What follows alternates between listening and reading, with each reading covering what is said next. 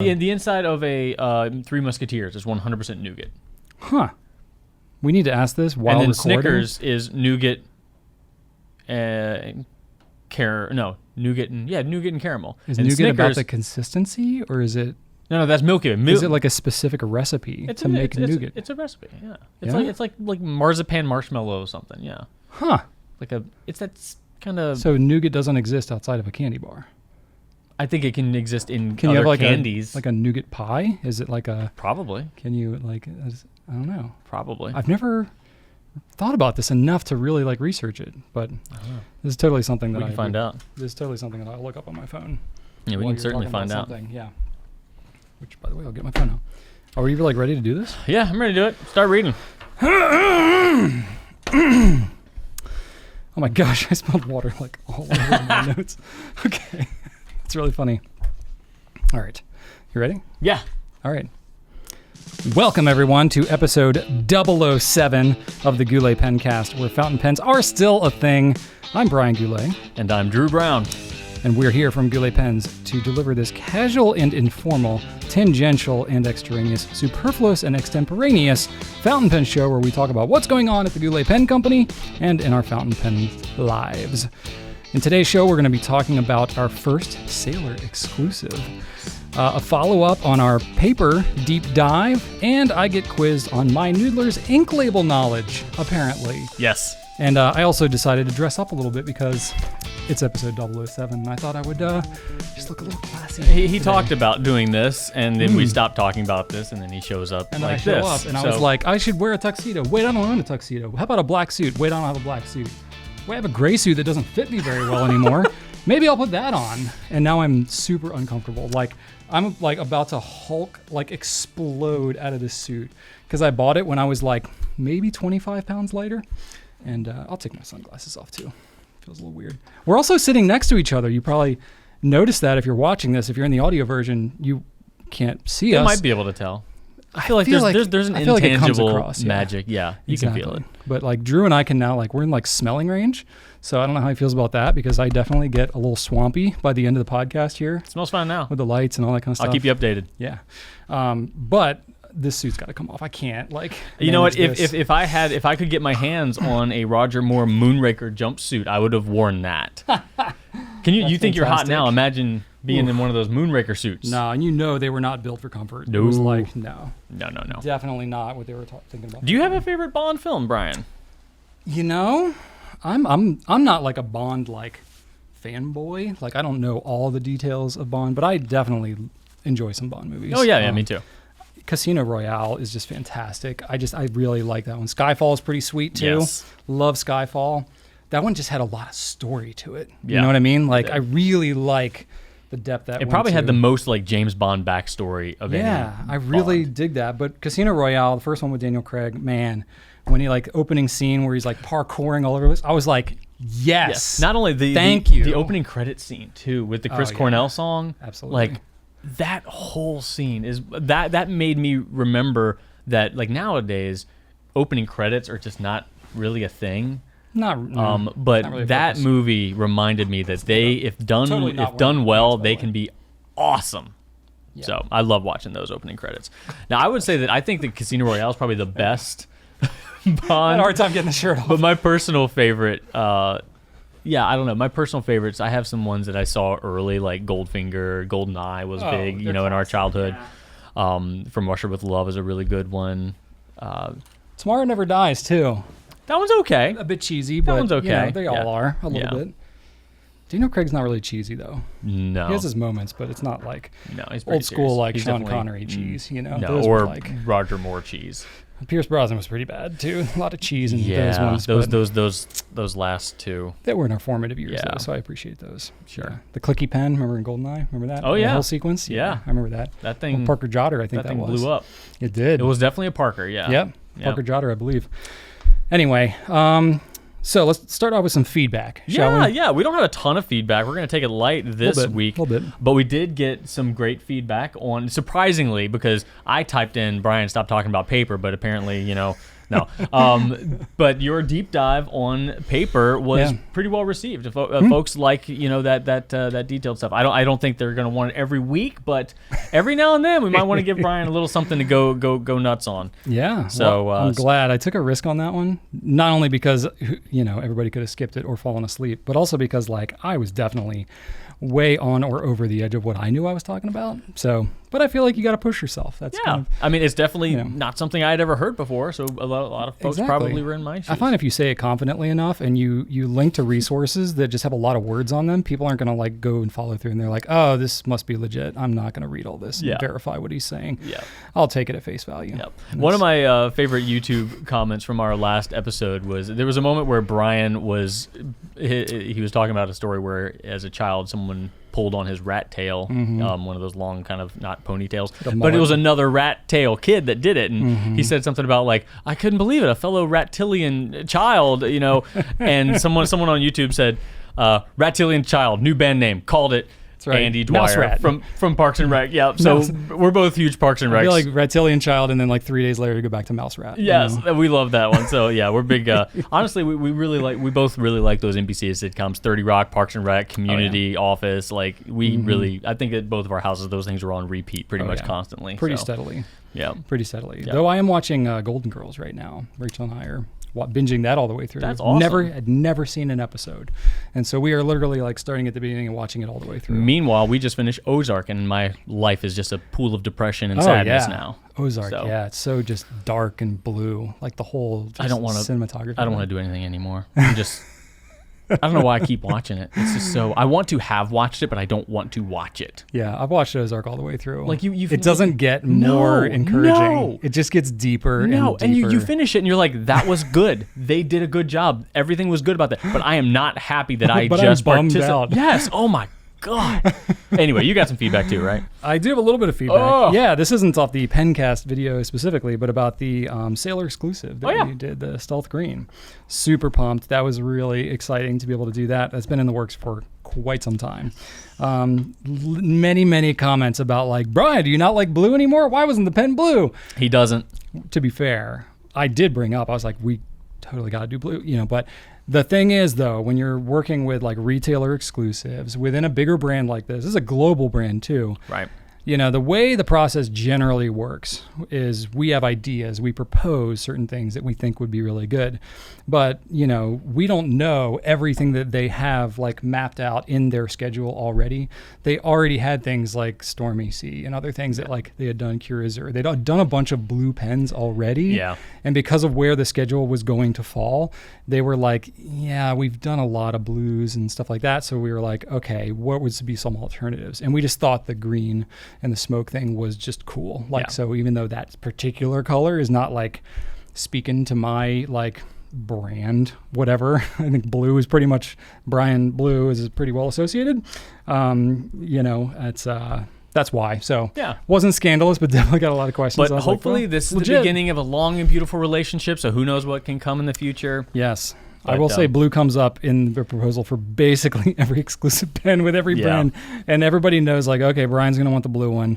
It's pretty steady. Yeah. I don't even have to say it anymore. Just everybody knows. Yeah. That's how it goes. It does. You know what? This actually leads us right into the new stuff segment because we were just talking about the big thing that launched and it was the Sailor. Heck yeah. So Stealth Green, if you haven't seen it yet, we have a whole other video on it, so I'm not going to belabor it because we got plenty of details there. I'm really thrilled with how the video turned out too. Was able to cover a lot of ground on that one. So we have, I do have a little details because I said in the video, this might be a one-shot deal. I don't know. Yes, at the time we did not know. Yeah, and with this kind of thing, this happens a lot. This is our first Sailor exclusive. That's why it was I have no idea what our future options are going to be. And especially with COVID and all the disruptions with shipping globally and all this kind of stuff, it's just some things are just never certain. So I want to leave myself wiggle room when we're publishing a video like that because I don't want to say one thing and then it's completely wrong and oh my gosh, what do we do? Do we just leave it up in the video forever? So one thing I can say is that the Pro Gear, the full size one, way outsold, was way more popular than the Slim. And we just did not expect that. Usually it's 50-50 about. Yeah, usually they sell pretty evenly. Yeah, when there are pens where the same color comes out in Right. both sizes, we look at the numbers and see how they sold and see how they map. That's how we have to, not only with these did we have to project out which pen sizes, but then all the nib breakdowns too. And Sailor's got a lot of friggin' nibs. So it's tough to like really nail it spot on with 14 different SKUs with this one exclusive pen.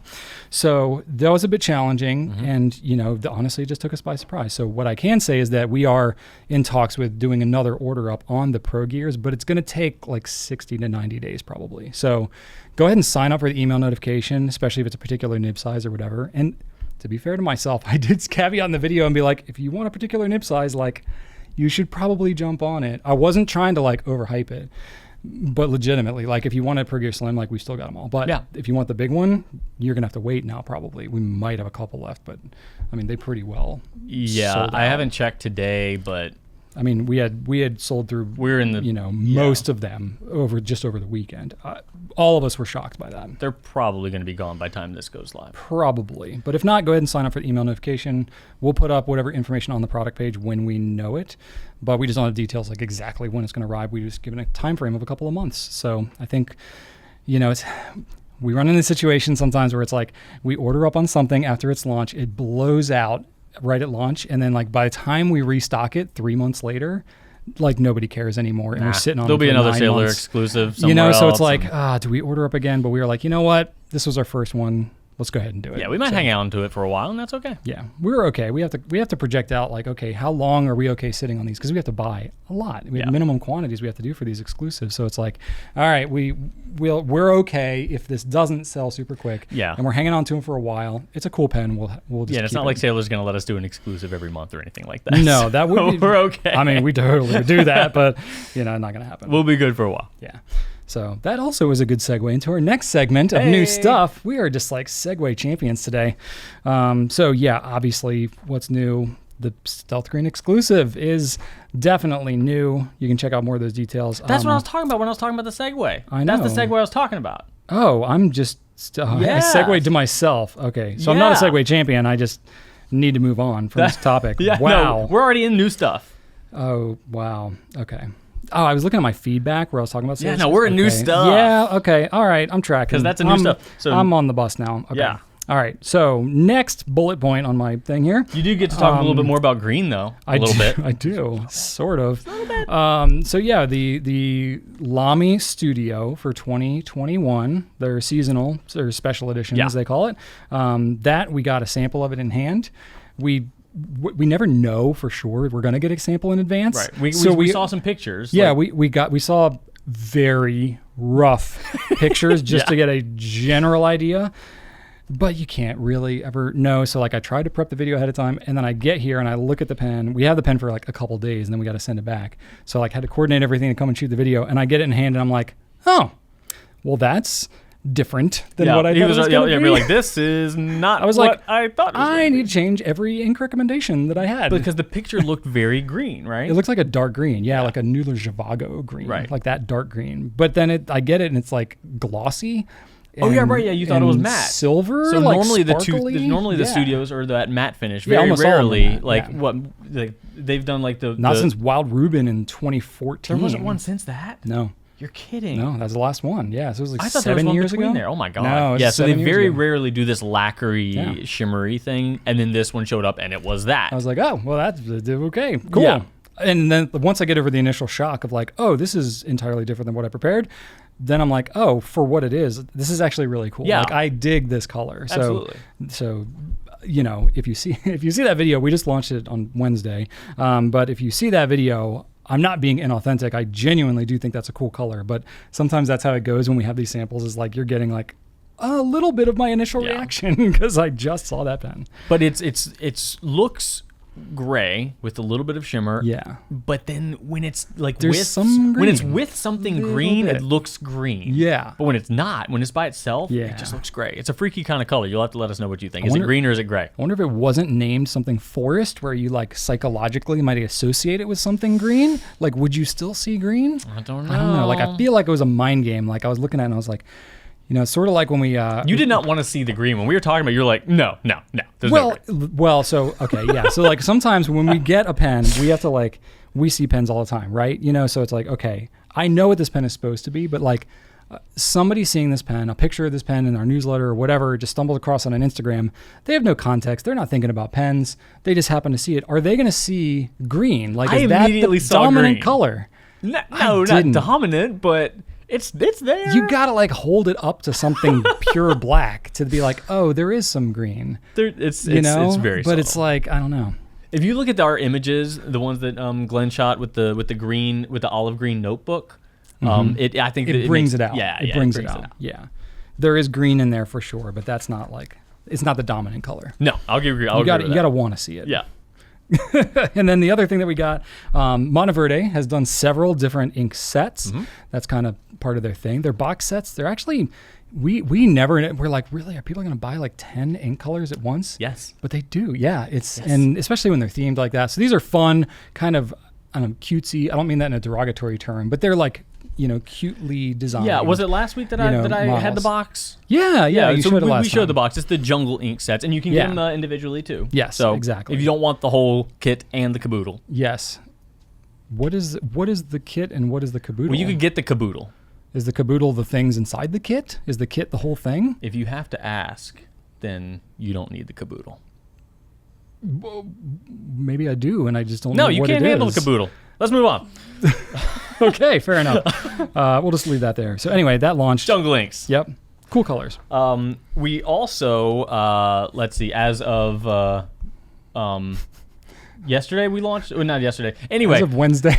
Whenever you're hearing we record this on Wednesday, so by the time it launches, by the time we launch the video on Friday, we're like 2 days ago, which is actually like at some point in 2021, we launched the Sailor Sunset Over the Ocean, which comes in three different sizes. So like the Stealth Green came in Pro Gear and Pro Gear Slim. This one's Pro Gear Slim, and King of Pens Pro Gear. That's right. So the big kahuna, the big caboodle.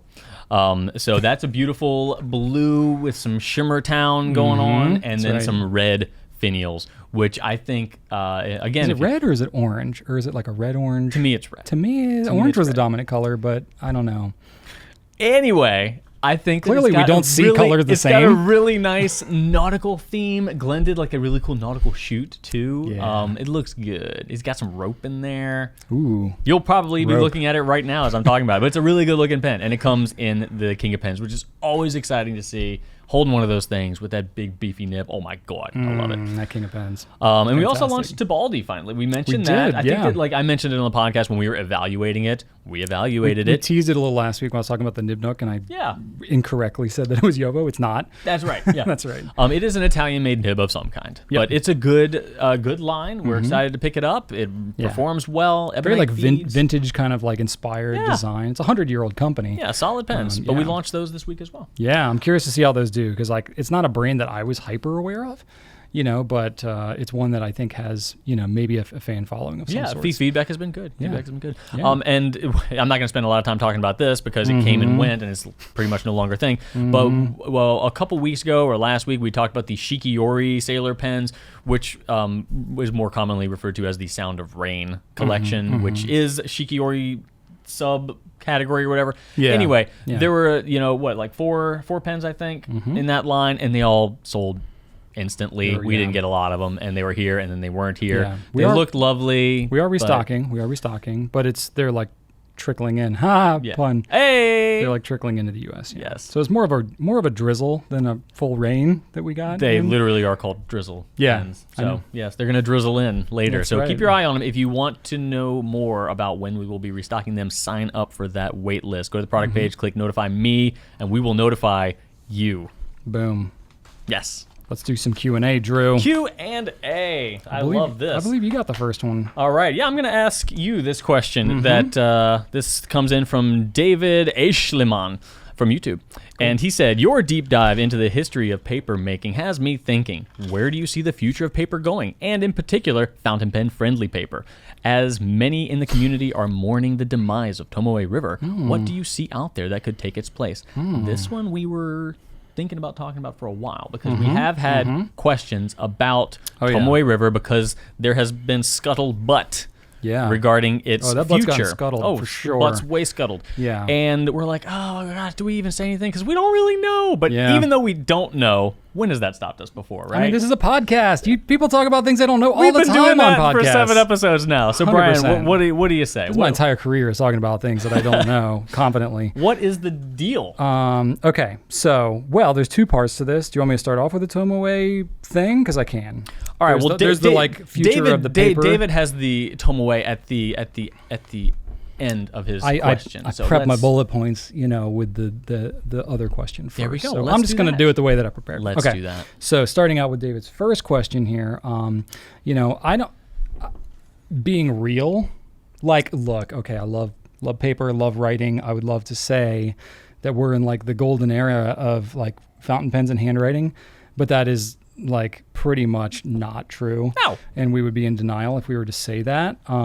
So I would say like the future of paper making is definitely like in question and in flux, due to just the fact that like the era of handwriting is not in its prime. Like, I mean, right now, you mentioned, I think last week to me, or I don't know if it was on the show or not, but you said that virtually like you can count on one hand how many paper companies are manufacturing paper for fountain pens. Yeah.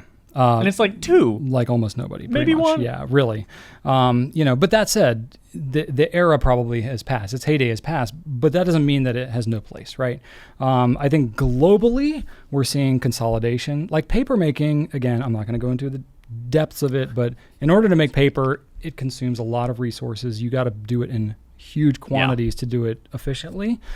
So you need to have a pretty high demand. You need to have like a primary market for these products. And let's be real, like we love fountain pens, but the amount of paper that fountain pen people are consuming wouldn't keep a single paper mill open. Like there has to be some other primary source for that paper.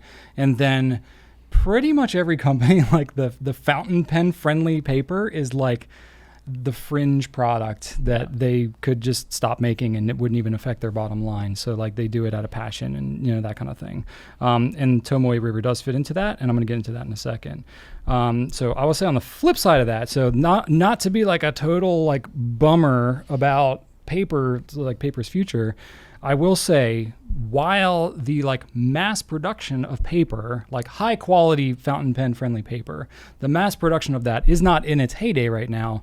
I will say that due to the internet and the interconnectedness and the sharing of information, it's easier now more than ever for people who have like specific desires for certain types of paper to be able to like gather together and make their desires known and stuff like that. So like while there's not the inherent like mass production nature of it, and like it's not going to be on the corner of every brick and mortar store, I do feel like because you have interconnectedness of social media, sharing of knowledge on the internet, and boutique retailers who focus on things, not to like tout ourselves, but we fit into this category of we are specialized in this like fine writing category. For sure. We are going to be a resource for people to like seek out this specialty paper. And we can go on, just hop on the internet and find who makes this kind of paper and find distributors easier and stuff like that. So while at the macro level, the industry is probably shrinking as a whole, there is probably easier access to find, these more obscure like product lines that might meet like fine paper needs than ever before due to, just globalization and stuff like that. So it's kind of like a mixed bag, right? Tomoe River is interesting. It's in flux, and I think Tomoe River is a good example of exactly what I'm talking about here. So it's a relatively small market, small product line within the larger company that's making this. So the company that makes Tomoe River paper is Tomoe Gama Company Limited in Japan. And they've been primarily manufacturing electrical insulating paper and other specialty industrial products. I did not know that. Yeah, you go onto their website and you can like click on it. Maybe we'll put it in the show notes here. But you can go and you can check it out. And like you got to dig a little bit to see Tomoe River on there. But most of the papers they have are like these crazy insulating and electrical and like adhesive bonding paper and like stuff. I don't even know what it is. It's very obviously like industrial type stuff. So like that's their bread and butter. That's where they're making their money. That's what they've been doing for 100 years. Jeez. And they probably due to some of the whatever proprietary knowledge and the way that they make some of those papers, they're able to make this unique, what they call ultra lightweight printing paper, which that's the Tomoe River, the 52 gram stuff that like got them known in the fountain pen world. They didn't develop it for fountain pen people. That's for darn sure. They actually developed it, specifically this 52 gram paper that is the talk of the town in terms of like what's going away. It was developed for catalogs and like, you know, instruction manuals and like think about it. They're an industrial supplier, right? So think about, you know, especially before the internet, you had, you know, car mechanic like catalogs and things like that. You know what I mean? Like back in the day, you used to like buy a car and you'd get like the big thick catalog that would have how to fix every part of the car. So like they wanted to be able to basically have really, really thin paper to make these catalogs like thinner, fit more sheets. That's what they developed this paper for. Yeah, you always see those in like, you know, shipping supply catalogs. You know, remember the Granger catalog, how massive that thing was? Exactly. Yeah. Exactly. It's that exact kind of thing. So that's really what they developed it for. And it just happens to be really interesting for fountain pen people. So again, I don't think everybody in the world buying this paper for fountain pen use is enough for them to run the mill probably for a day. You know what I mean? So it's like, it's such a small fringe thing for them. So basically what we're seeing is like, not only is it not enough for them to like produce this super specialty paper just for fountain pen people, but it's not even enough for them to like take the time to communicate what's happening when they need to make a change about it, which is why there's so much confusion.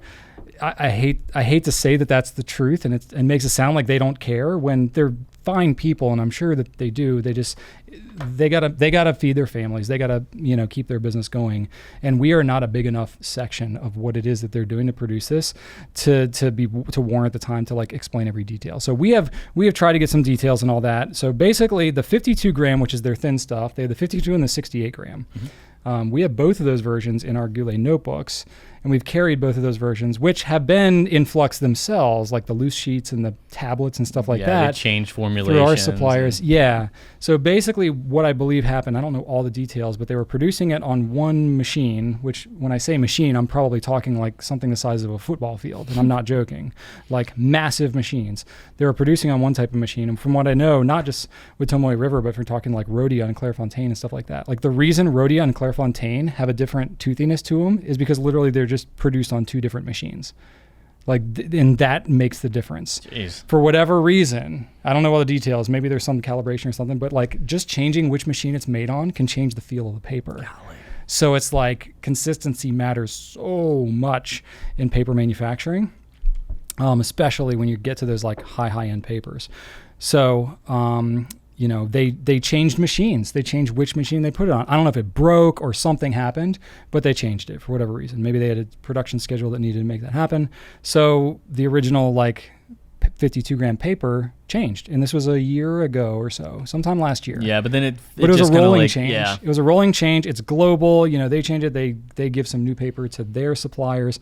Those suppliers then provide it to, you know, whoever's making different types of notebooks. Depending on who sells through faster, you have one supplier that has the old stuff, one supplier it could take a year or two for the actual changeover to happen. Well, so that's been a rolling change. Yeah, for all we know, we still have both back there. Well, I believe that we are all out of the old stuff. What about like something like the Traveler's Notebook? Who knows what's like? Oh, I've no like idea. The light paper. Oh, true. Like stuff that we're getting from other I have no idea. Unless you test all of it, which no one's going to do that. Well, we can't do that. We wouldn't have anything to sell. Well, and then we're probably going to get mixed stock anyway. So say we test it. The next shipment we get might be old stuff. Right. So unless it's like really held to be this like first in, first out kind of like inventory management, and it's communicated literally every step of the process all the way through. They try to do that, but they can't. No. It's just they can't. The massive quantities of this paper that they have to move to be able to produce it would blow your freaking mind. And it's just, it can't be communicated all the way through. Or you'd have to triple the price of the paper because of the amount of time it would take to communicate all. Anyway, so that already changed. That was like the old to the new, and now the new 52 gram paper is talking about it going away because basically they said, you know, they moved machines on it, and then now that is in question. They might have to change or ditch that altogether. Couple of reasons, and again, I don't know all the details, but wood pulp has massively gone up in price. Yeah. All wood. Lumber prices are 3 times, 4 times what they normally are right now. If you're I tried to build shelving for my shed, and it was going to cost me $1,000 in 2x4s and OSB. And I was like, nope, I can get by without some shelves for now. Dismantle one of the packing shelves. Right? Like those things are worth something now. Yeah. That stuff I built 10 years ago. Or no, the packing tables. Yeah, you know what I meant. That's actually not a terrible idea. That's some valuable stuff now. That's like $300 worth of wood. I think we were going to move to metal on a couple of them anyway. So yeah, metal's almost cheaper than wood right now. It's crazy. But anyway, so wood pulp is very expensive. So not only that, but they're having a tough time with supply. And then if they have to change machines and all that. So it's all these things that like they don't communicate all this to us. Yeah. Like we're just one retailer, and we're in a fringe of a fringe of a fringe of their target market. So we don't get all these details, but for sure we're seeing COVID impacts, we're seeing pricing things, we're seeing just some larger economy changes with paper usage and all that with a company that primarily produces some different type of stuff anyway. So we're just going to get essentially the scraps and leftovers, and that's what's happening, and that's why it's all changing. So the thing that I also am not sure on is what's going to happen with the 68 gram paper, because you know, as of to date, we've had supply of the 68 gram paper, but that is even in question. Not shockingly, it would make sense that it would be just in question. So basically, we know our Goulet notebooks, the ones that we stock, we get them through another supplier who has like bought a stock of the paper, not the old Tomoe, but the new 52 gram, whatever. That's close, just a couple different on a couple different inks, but.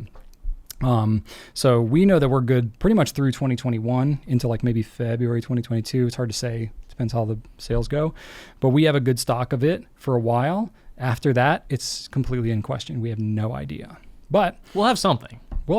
We've already asked about Cosmo Airlight because that's one thing that's come up. The 75 gram Cosmo Airlight, very similar to Tomoe, especially the 68 gram. There's nothing like Tomoe 52 gram. Right. It's very close to the 68. That ultralight. Nothing like that. So that might go away forever and we'll all cry about it. But if we have to, we can switch to the Cosmo Airlight. We could actually get Cosmo Airlight right now, but then it's like it's so close to the Tomoe 68. Yeah. And, you know, there's already enough confusion around. So if we decide to go, there might be a little bit of overlap, but we'll let you know. But if you're like dying for it, you know, we've tested the paper. It's good. Oh yeah. But it's not like mind-blowingly better than Tomoe. It's very comparable. Yeah, very comparable. Yeah. So I tested them side by side, and I got a lot of the same results. So there you go. That's pretty much what's up with the future of paper is going to be highly in question. But so we got to keep on searching. And Tomoe River, lots of details. There you go. That wasn't a deep dive, but apparently it was. So let's move on. Can't let Brian talk about paper anymore. Gosh, apparently not. I guess I... Well, it's one of those things you don't inherently just have chambered, so you have to look it up. And I have to research it. When you look it up, that's rabbit hole territory. Well, we get asked about this stuff so much. Oh yeah, no, this was worth it. Yeah. It was worth it. We've gotten a couple questions about Tomoe. There you go. All right.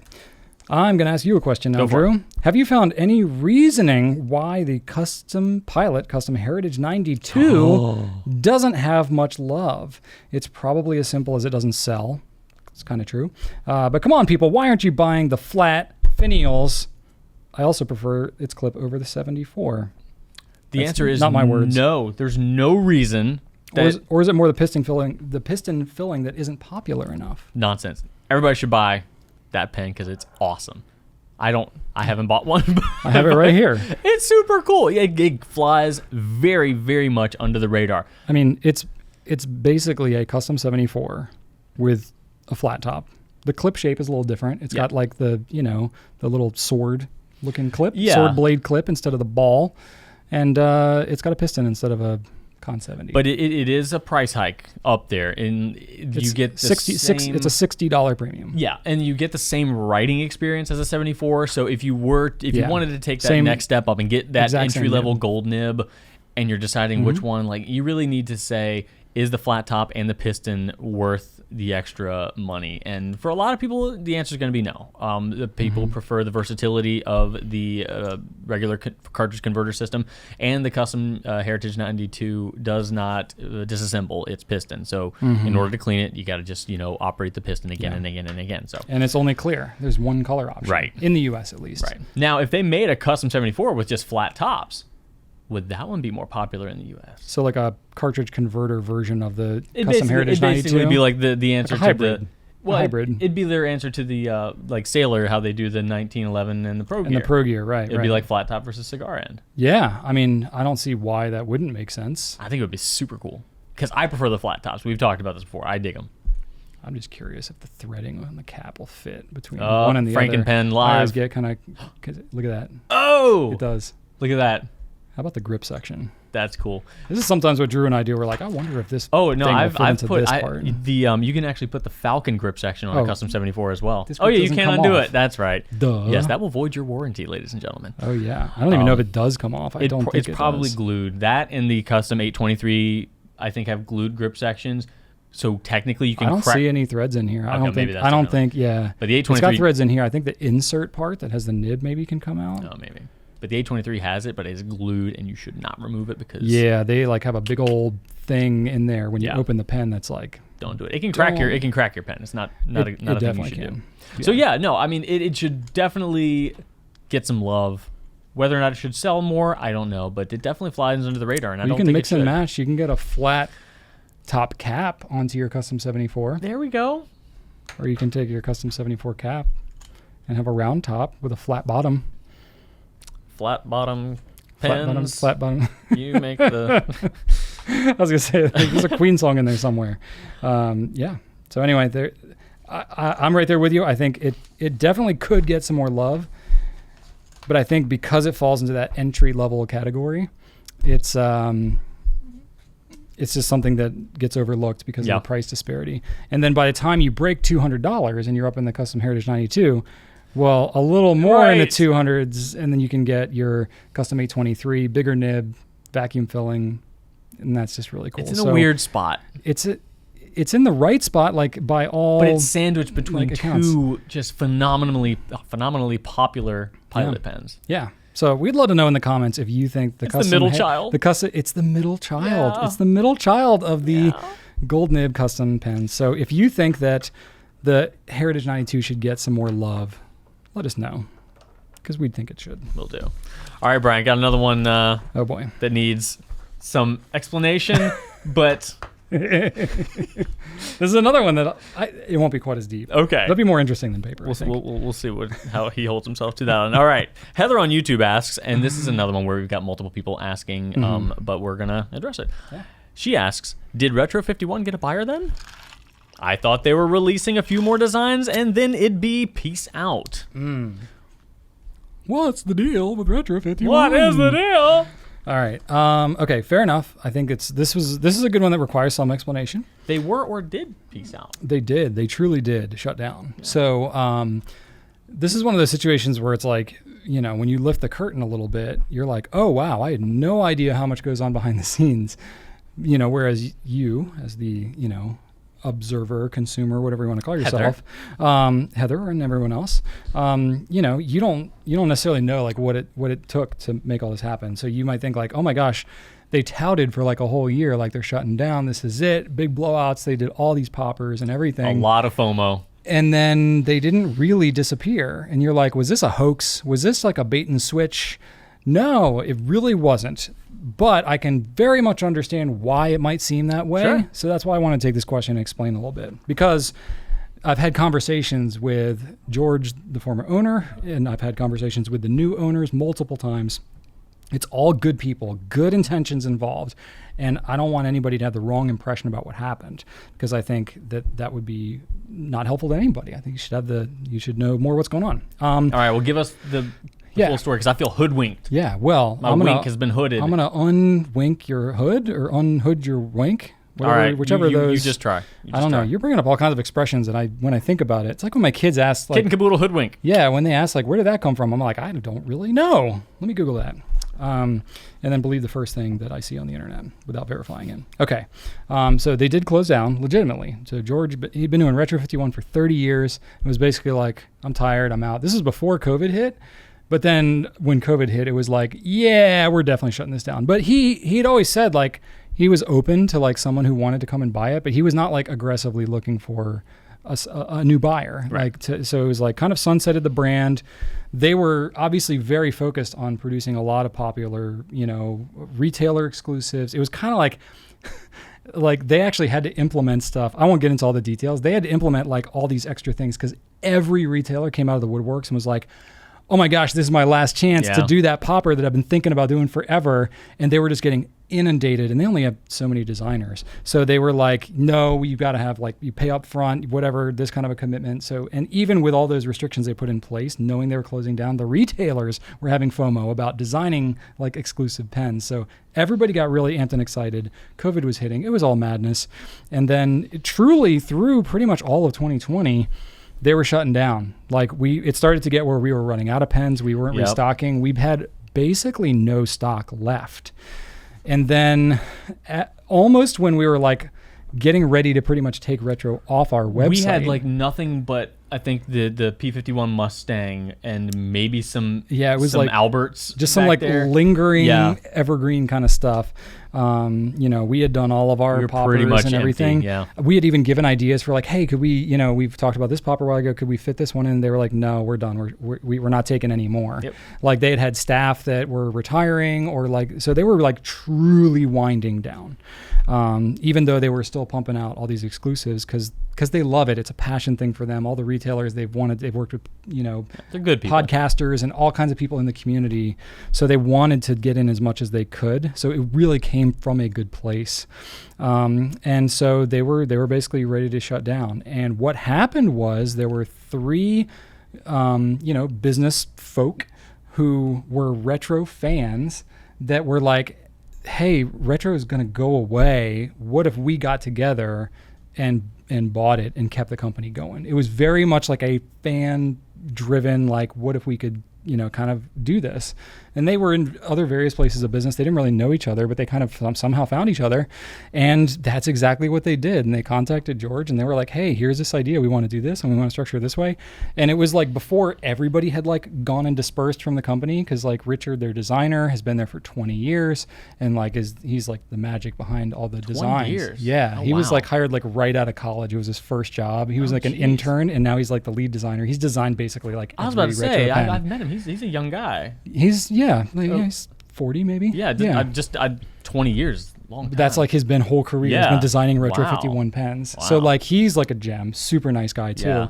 And so it's like there's all these things that I was mourning. I was like trying to talk to like other people in the pen industry. Like, can you acquire get Richard to work for you, or like, is there some way we can like keep this like magic alive in the pen world? So I'm super grateful that like these guys came together and essentially found a way to revive it. But it happened like at the 11th hour, right before retro was truly gonna like disappear forever. They came in and they worked it out, and we didn't find out like the night that it happened or anything like that. But they contacted us because they knew we had done some exclusives and they knew we had some audience and stuff like that. So they basically told us like, hey, this is what we're doing. Like it's we're keeping relations with the factory, keeping Richard, we're keeping several people. So they had to like kind of rebuild it a little bit again. But keep in mind, this was like 6 months ago maybe. Mm-hmm. COVID was like rampant and no one knew what the future was. So it was a lot of speculation for this to even happen. So it was kind of like, okay, this is happening, but who knows what's going to happen. But they've got really good relationships, and they were able to like work with their factory and get some things ramped back up. And then we started to see some of the regular stuff coming back in.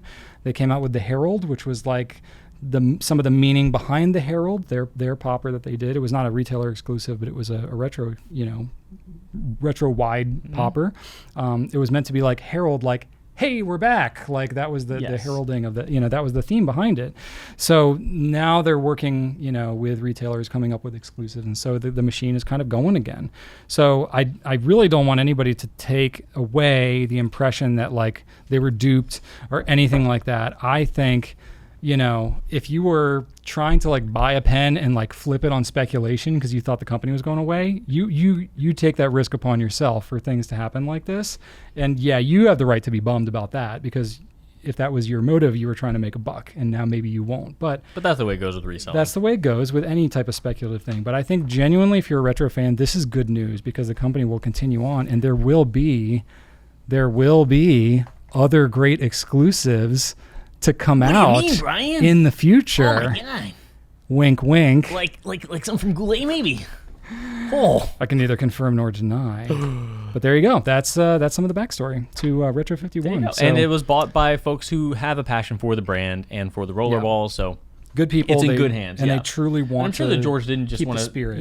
George didn't want to just sell to another giant company. I think he wanted the right people. The pen industry is small, and it's.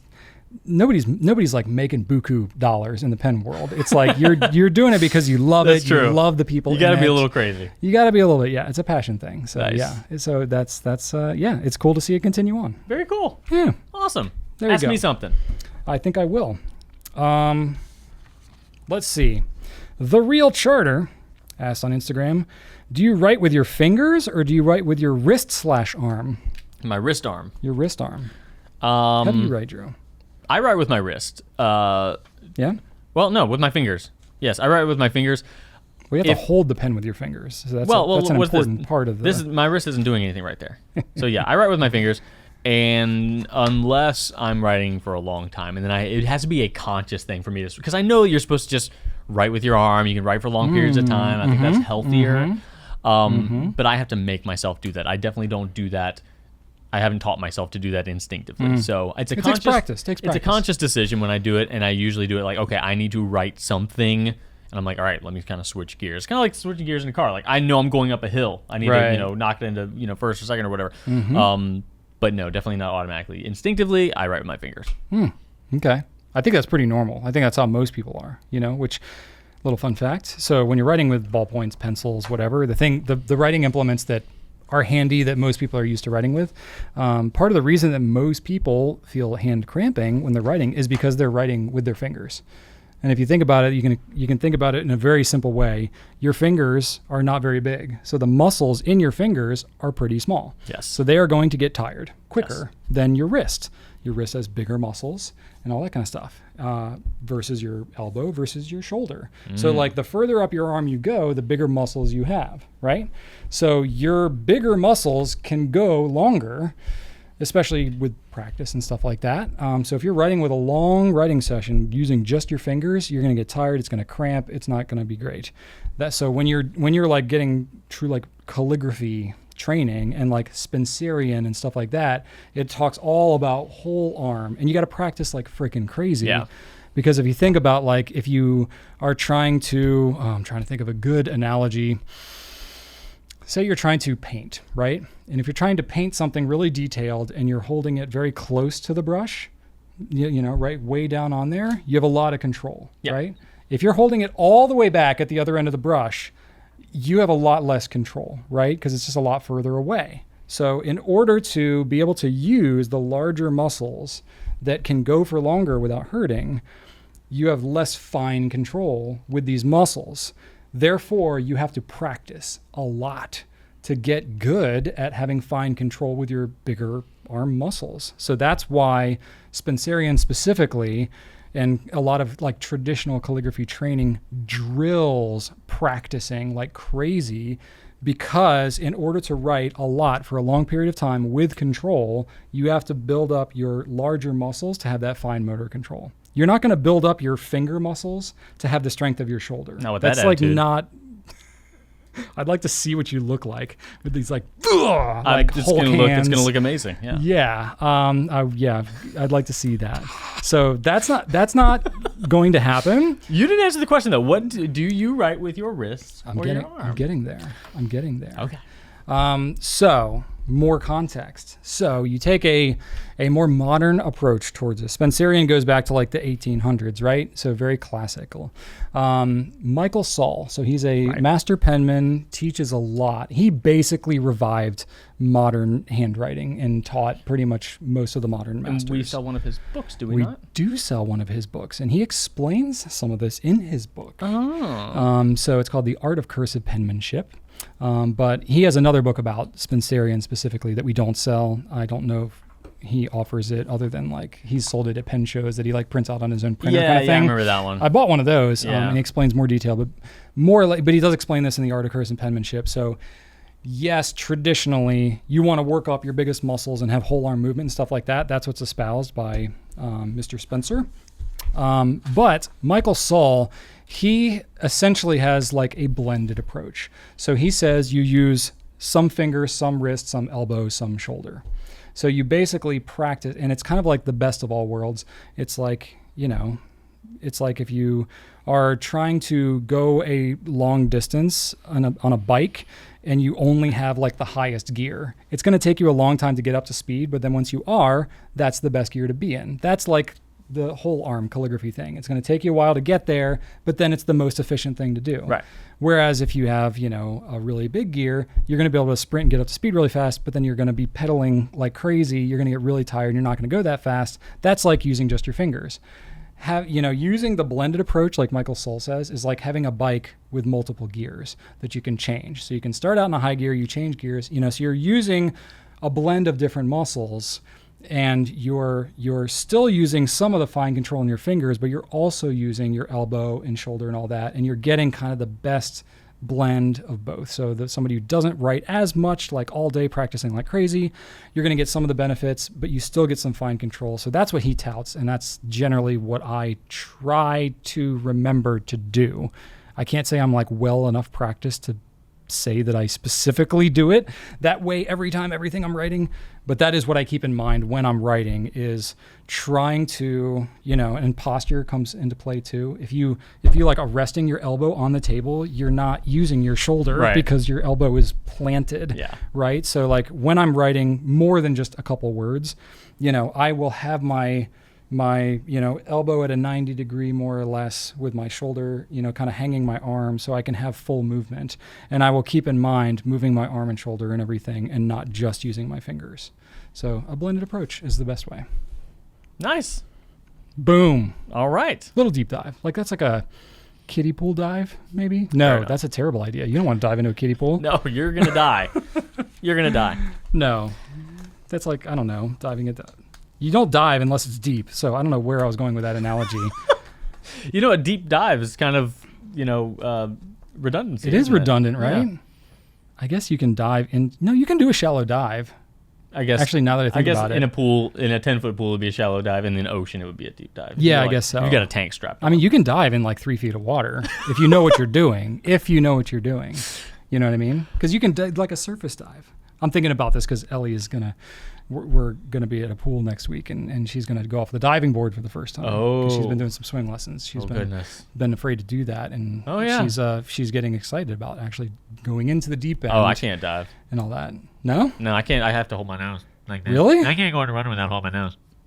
You can lock your nose like inside I don't know how to your do that. nose. I don't know how to do that. What? No, I don't know how to do that. Just like talk with like a really nasally sound, and you're like blocking your nasal cavity. That's all you're doing. Yeah, you just did it. Like that. So you like that. So I'm gonna be like basically going underwater you don't have to, like, make the noise, with like sounding like Everybody Loves Raymond's brother. Yeah. Kinda. Yeah. I mean, you know what my brother does when he goes underwater? He doesn't know how to do it either. Really? So Chad, he'll do this. Like I can't do it, but he like covers his nose with his lips. He like uses his lips as a nose plug. Yeah. I mean, that's one approach, It works for him. No, you can do that. You can like I'm doing it right now. Like you can close off your sinuses from the inside. I've never been able to do that. It always goes up. You do it a lot unconsciously. Well, okay. Yeah, you do. I don't have that sort of nose control. I mean, you do it every time you swallow. Like every time you're drinking something, you're not actively smelling like while you're doing it. You can't breathe in through your nose while you're drinking something or eating something. All right, Brian, what are your favorite reds? I'm guessing they mean red ink. Oh, I mean, like there's fruit. Could be anything, like the things, Cincinnati Reds. Yeah. That's a sports team, right? Okay. Sure. Yeah. I'm like proud of myself because I knew that existed. Is that baseball? Drew and I think so. All right. Yes. We're getting a thumbs up. Okay. Drew and I are like not the people to ask about anything sports. Okay. There we go. Favorite red ink colors. Yeah, I have not expanded my ink love in like 8 years. I pretty much found the ones I like. It's kind of like me and music. And that's like sticking. Yeah, right? No, you're not a fan of like modern music? I don't know. I can't name you any. I don't know any. Know. Stop trying. And the reds that I like tend to go a little darker. Yeah, me too. You know, or like lean a little burgundy too. Yeah. So Diamond Red Dragon, that's like my go-to favorite red. It's classic. Matador's another good one, not to steal your thunder, because that was on your list. But Thunder Stolen. I do like that one. Thunder Stolen. Yeah, but Red Dragon came first, so there's that. Diamond Oxblood Classic. That is a very popular color. Just getting more in popular. General. Yeah, it's like picking up speed. Yeah. Diamond Writer's Blood too. That was like a Reddit, one that came up. That's close to Oxblood. Yeah, that's good. I haven't actually written with that ink yet. I only did it once when I was testing it. Confession. Yeah. But it's close to Oxblood, right? Yeah, we have comparison images. Yeah. Diamond Syrah, I still like that color. Ooh, I forgot about Syrah. It's burgundy, so, I would classify it as red, but if you want to be a purist about it, it's burgundy. I was going to put Noodler's Nightshade on here, but that's a little bit too purpley, so I didn't. Okay. Because I really love that one too. It toes the line. I didn't put it on there, so officially that one is as much red as Syrah is. Yeah. But that's so like more on the purple I like them both. Okay, yeah. fair enough. Along that line, Noodler's Black Swan and Australian Roses. Mm-hmm. I love that color. That definitely is like a burgundy black. Yeah. Like, is it red? I don't know, but I would generally lump it into the category. Yeah.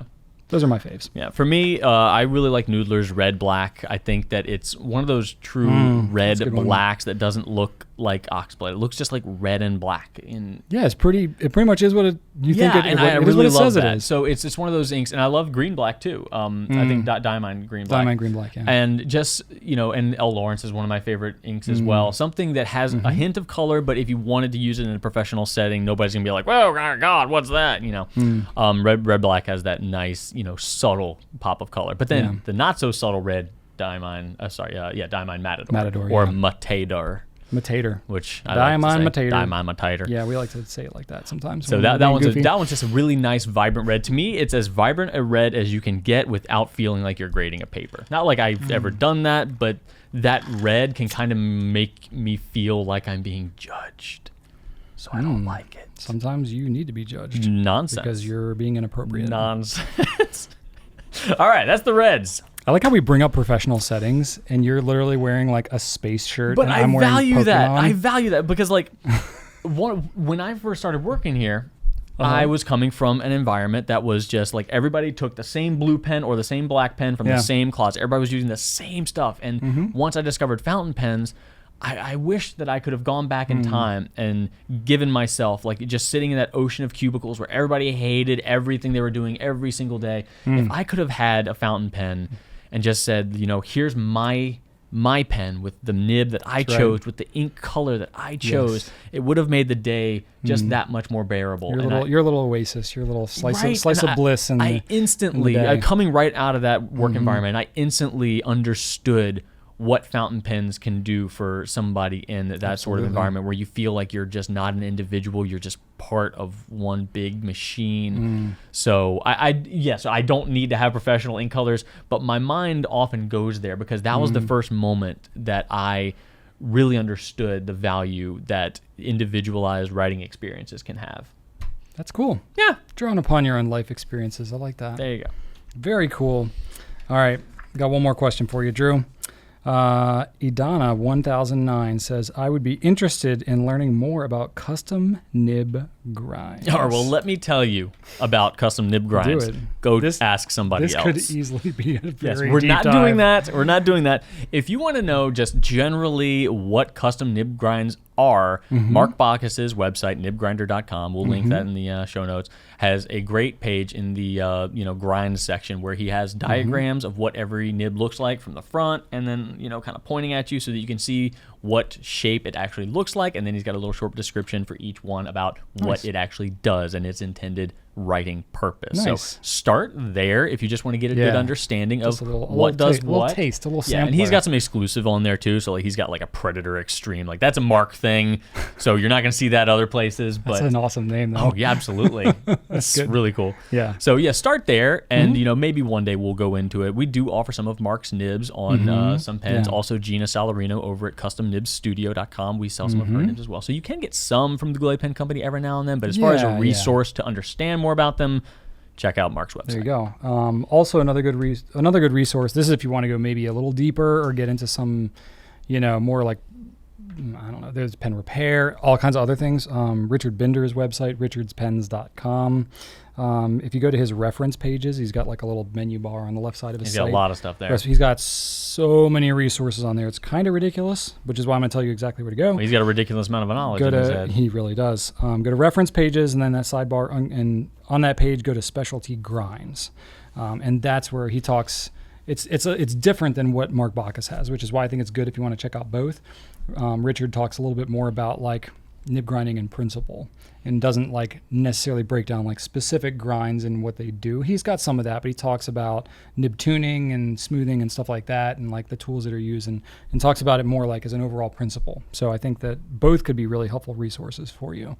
But yeah, click on Richard's site. You can learn everything in the world you need to know about pens and vintage pens and repair and how do you identify old pens and all kinds of cool stuff. Mark is an active nib grinding professional, so his resource page is more about shopping. Like, hey, which one of these do you want me to do for your nib? Yeah, and Richard is more like a encyclopedia of, well, he calls it the Penopedia, right? So he's a huge resource. He's a legend in like the nib grinding world, been doing it for decades kind of thing. So absolutely. Both good resources. All right, Drew, you got something here. I do. You got a couple of things here. You kind of own the rest of this. I have a hypothetical here. Okay. So we have our bi-weekly hypothetical for me to ask you. Let's do it. Okay. So Brian, if you could have one toy from your childhood back with you, what would it be? What do you look upon fondly and say, you know what, I should have kept that? You can't sell it, so nothing that's like, oh, this thing was worth a lot of money, I could eBay that. Okay, no. Good guardrail. And you have to have actually... None of my toys were worth anything anyway. You never know. It doesn't really matter. You never know. Unless you spend a ton of time on eBay, you have no idea. No, I wasn't into valuable things. Like you were into like some video games and stuff that now would be worth like a lot of money, but I didn't have any. I haven't priced out the Atari Jaguar recently. Have you? You don't know what that thing's worth? It's not worth it. It could be a pretty penny. Guarantee it's not worth anything.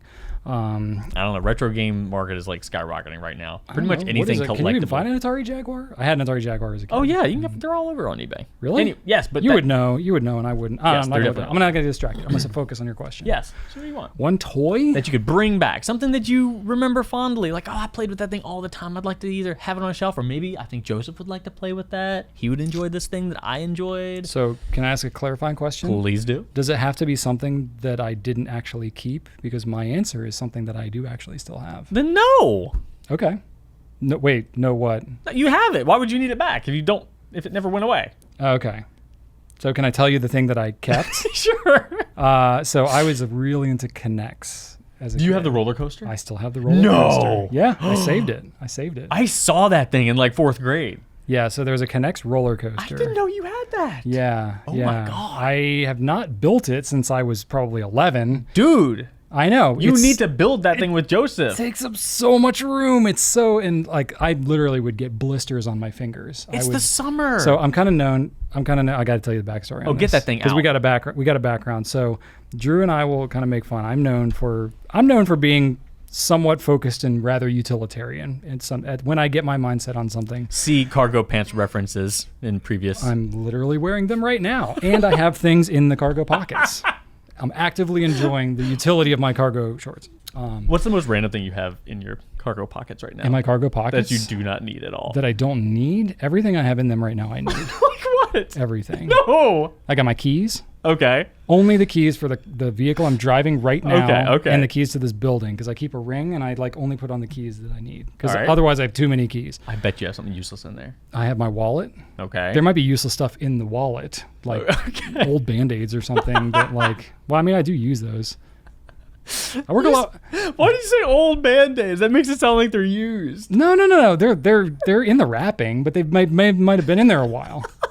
Okay. Because I'll I'm very active, and I'll cut my fingers sometimes, while I'm out and about. Do you have a flashlight in there? Band-Aid. I don't have a flashlight. All right, good. All right. No, I wouldn't consider myself like an EDC guy, though I do have actually have 2 pocket knives on me at the moment. Aha! You do not need 2 pocket knives. I don't need 2. Well, I never carry 2 pocket knives, except today I brought the second one. One is because I just got a new one and I told you about it and I wanted to show you. The other one is Drew and I realized, not knowing, talking to each other, we both bought the exact same pocket knife. I traded this from Brian K. Okay, I traded a pen for him and he gave me this one. So I bought this not knowing that you had this knife. Same color. The exact same knife, and I was like, no way. So I brought that just because I was like, I gotta show it's the official knife. Well, I didn't know you were gonna bring. I just picked this one from my knife pile this morning. There you go. So not useless. It's entertainment now. Okay, fair enough. All right, sorry, I deviated. You were talking about being known as a utilitarian what were we person. talking about at the beginning? You said I'm known as a utilitarian, practical person. Yeah. Oh, we are like tangent on a tangent on a tangent. That was my fault. Okay. So yes, I would. I loved the K'NEX roller coaster. I loved K'NEX in general. Yes. I would build them all the time, I would on a pretty regular basis, especially on a Saturday or summertime when I didn't have any obligations during the day, I would, basically lock myself in my room and build the entire K'NEX roller coaster in one shot. Just start to finish. When I saw it, it was on your dining room table. Right between your living room and your kitchen, there was that area. Yeah. It was possible. There. I mean, this thing was 8 feet long and 3 feet high. Good I think. Lord. It was huge. It couldn't have been 8 feet. It was 8 feet long. There were 2 different. There was like an A set and a B set, a design that you could do. Oh, jeez. The A design was 8 feet long. I'm not exaggerating. It was massive, but it would take me 10 to 11 hours to build it in one shot, and I would take a bathroom break if I needed it, but I didn't want to stop. I didn't want to stop for meals. So being the resourceful 10 or 11-year-old, which my son is 11 now, and I'm like, oh, I so understand why I did it that way because I observe him. So I would just be like, I need something to sustain me. So I would grab an entire just bag of apples out of my mom would keep them in the drawer in the bottom of the fridge. So I would be like, oh, bag of apples, food, problem solved for the day. That's it. I wouldn't get water or a drink or anything. I was like, apples. There was liquid in the apples. This solves everything. It's like the cargo pants of food. Apples got it all. Bag of apples. So we always joke. Rachel gives me a hard time too. Yeah, Brian, his bag of apples. That's classic, oh, this is the solution. So you take a bag of apples, going to the bedroom, shut and I'm the talking door. like a 3-pound bag of apples. For 10 hours. For 8 hours. Yeah, my parents would not see me the entire day.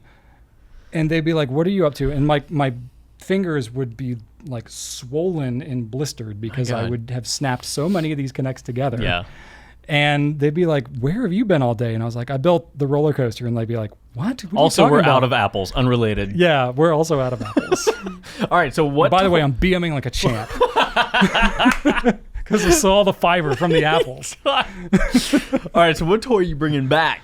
Oh, that's a really good question. All right, what about the race car Donatello that you had? That was pretty cool. The Spider Slayer? I remember that thing? I might still have that cool Donatello. Too. I think Joseph has that Donatello still. I gave it to him. Nice, okay. Whether or not it's still in one piece, I don't know. So the Atari Jaguar, maybe? No, well, that would be fun to fire it back up and be like, oh, wow, if that's even a toy. This was just as terrible as I remember I considered gaming devices to be professional, serious matter. I have to see if I still have this. I have a bunch of stuff that I pulled out of my parents' attic a year or two ago, but it was all boxed up. It was basically the leftovers that my parents were just hanging on to my old stuff, and I was like, oh, let me just get all this junk out of here. But I didn't go through it and get nostalgic about it. So there was not one thing you had that you really loved and now is gone. I think I would get the Micro Machines Super Van City. Did you know I still have that? Do you really? Mm-hmm. That thing is fantastic. Chad had it. My brother. I spent hours my brother has playing with that thing. And somehow that survived, and it is now the toy that my son plays with whenever we go to my grandmother's house. Oh, so that's it's still awesome. there. And they made a new one. That's the perfect like grandparents' house toy. They made a new one. So really? There's a modern one. Yeah, it's red and black. So, and it's pretty similar. So now we go over our friends Josh and Jeffrey's house pretty regularly. Okay. And Josh and Jeffrey bought the new one for my son Archer to have at their house. So whenever we go over there, he's got the new Superman City at Josh and Jeffrey's, and then he's got at my Mimi's house the old white one. Wow. And both are awesome. That old white one is so 90s. Oh, it's so cool. Oh yeah. It's that minivan with the flat nose to it. Absolutely. Looks like all that like printed design. Looks like a Toyota Previa. Yeah. Which is like if I got a minivan, I would. No, there was like Previa. There was a Pontiac some Pontiac minivan that had like that exact like eraser. The like, Astro? Like the pink eraser. No, the Astro, that was a Chevy. Okay. No, there's that a one was Pontiac, pointy too. A little bit, but no, this one was like it looked like a burned out eraser. Like those pink erasers. It was like that sharp. Yeah. I came up with something. I came up with two for me. Go ahead. I'm gonna find this. I had the Talk Boy from Home Alone 2, that little recorder. Oh, get out of here! Yeah, I really loved that thing. I could definitely see you having that. Oh yeah, I love that thing so much. But also, I had the Green Ranger's Dragon Dagger. Ooh. And I loved that thing too. It would make the sound. He like summoned the Dragon Zord with that. That's pretty sweet. Yeah, that'd probably be worth a lot right now. But I wouldn't sell it. I'd just like to have it. So one of those two things, probably the Talk Boy, because I have a lot of fun. That's pretty classic. That's like listed on like BuzzFeed articles for like best '90s toy or and whatever. They haven't like brought it back. They bring back so many things. But then again, what are you gonna do? It's gonna be like a MP3 recorder or something like that. Not even like a cell phone does literally all of those. Yeah, things. but kids don't have. Well, I guess not 8-year-olds anyway. Yeah. Anyway. True. Cool. All right. Well, there's the hypothetical. Talk Boy, bring it back. Yes. All right. So that is the hypothetical. Next up, we have our flex segment where we just fit in whatever the heck we want. Sometimes it's a recurring thing. Sometimes it's a new thing we've never tried before. And today is one of those days. I am going to challenge this guy on Pontiac Trans Sport. Oh my God. That's like what they modeled the thing after. I want that. Right? That is amazing. Look at all those windows. Oh, it's all right, let me see if I can pull it up. Maybe we could. I don't know that we have the rights to show what this thing is, but oh, my wife's gonna get mad because I'm gonna really want one. You're gonna want one of these. Absolutely. Anyway, I don't know if you can see that, but that's like basically the shape of the Supervan City. That is incredible. That is amazing. I bet the dashboard looks sweet. I bet it does. Anyway, yeah, I want my dashboard to have like at least 3 colors. I'm bothered by that. In the 90s, there was like green and orange and red. Now it's like everything's like blue or everything's white. Yeah. I miss it looking like at the inside of a jet. Anyway, all right, flex segment. I'm going to quiz Brian on a multitude, 10 ink labels within the Noodlers brand of ink. Noodlers has very different ink labels. Some of them are the same, but a lot of them are, either original art by Nathan Tardif or other art that he puts on there that is similarly themed. Yeah, he definitely comes up with all labels. Oftentimes he'll take like historical images and stuff and incorporate them Which a lot into. Of them are. But yeah, he'll comes up with them. And he'll inject his own ink into printers. He does. And so he makes the ink that he puts into his printers to print the labels. He hacks inkjet printers because now they have chips in them and stuff. So he like buys vintage, basically inkjet printers, formulates his own ink that is indelible and all this stuff, and uses it in these like. And he himself glue sticks all of these to every bottle, or at least he used to. I don't know if he does anymore, but yes, he does. He told me he bought 5,000 glue sticks, and I am not exaggerating. I 100% believe this. Yeah. Have you ever seen the movie Conspiracy Theory with Mel Gibson? A long time ago. That's I always got that confused with Ransom. I don't know. I think I saw them kind of like around the same time. Yeah, similar vibe, but different storyline. Yeah. No, Conspiracy Theory. Look it up. Yeah. Look it up. That's what does it have to do with 5,000 glue sticks? The way that he like sets up his like living structure in that movie is kind of like what Nathan's got going on. A little bit. Anyway, if you see the movie, you'll know. Okay. Well, you'll need your phone or your computer of choice. If you pull up the digital version of... I have my phone right here. If you pull up the digital version of our notes, the link to a Google Doc will be in there. All right, got it right here. And we will also show... You didn't have the link in there earlier. Yes, because I don't want you to thought look. I was going to sneak you in would. there. Look at you. And we'll also put the images up here for you. I told you I wasn't going to look in advance. I don't trust you now. Yeah. We'll also have the images up here for you to play along. So True. I see it, but it's not like going to it's it. not. Yeah, it's just like... It even gave me a little link. No. Oh, phooey. All right, that's fine. Hang on, wait, no, hang on. Here we go. Oh, you got it? Okay, yeah. Hey. All right. All right. No, not that. No, wait, what? Oh, sorry. Here. That's what it came Clear with? out of that. Okay. Clear out of that. Oh, are these the answers? Yeah, those are the answers. Don't look Oh, at I didn't read any of your All right. answers. That's fine. All right, you I pull it will. up. I gave him the answer link instead of the other link, so that is my fault. All right. Okay, so we're going to look together now. We're clearly very rehearsed on this. Yes, and I can't even put in my proper password. Well, you're under pressure now. All right. Under pressure. All right. All the Queen songs coming out today, don't we? Oh, yeah. All right, what are we doing here? Noodlers Ink quiz. All right, here we go. Where's one? Here we go. All right. Here's the first one. Okay. What is that? That's Bad Belted Kingfisher. He is correct. Yeah. You get a gold star. It's got the Kingfisher right on it. Well, yes, but it's also a blue bird. Some people might not. And it's Warden's Series Ink. So It that is. It narrows does down say quite a bit. Wardens along the side, Yeah. which Okay. means it is like everything proof. And we're going to have these images up so people can see everything. That's right. Did you Otherwise get that you'll right? just- Yeah. All right. These are in no particular order of difficulty. Okay, I'll guess it's slower. That way people have more time to, Yeah. And so there's the Kingfisher. And Okay. that is definitely Nathan Tardif original art as well. Absolutely. Yes, it is. And now, Okay. number 2. Get ready. Okay. This should be an easy one. Oh, that's L. Lawrence. Okay, well, Yeah. okay. This is indeed Yeah. L. Lawrence. And this... I said I was going to leave more time for people to guess, and I Yes. didn't at all. Well, that's fine. That's fine. Yeah, so Well, I don't know when I that should is look and Colonel shouldn't. that is Colonel Thomas Edward Lawrence, and he was killed on that motorcycle. I did not know that. He was swerving out of the way of children, Oh, man. and he died. Yeah, Did he, crash, or was he, he crashed like, and attacked? died. Yeah. Oh, well, he gosh. died several days later from his injuries. But man, yeah, that's he was a coming bummer. over a hill, didn't see them until the last moment, Wow. swerved, and met his end. Wow. Yes, very sad. That's rough. All right, so Okay. number 3, Noodlers Inc. You're doing well, Brian. Thank you. Let's see if this continues. Drew told me about this idea, and I was like, Lord, I hope I remember these. I'm not trying to. I'm not trying to. I'm not going to seem legit if I No, don't no, I'm know not trying to these. stump you. I'm not trying to stump you. All right, here, Okay. this one's slightly harder. Oh, fart. Okay. Let's see. This is not coming to me right away. Okay, there's a clue on here. It says this the color of the Sultan's The tiles within Yes. the Sultan's 6 minarets. minarets. Yes. The tile.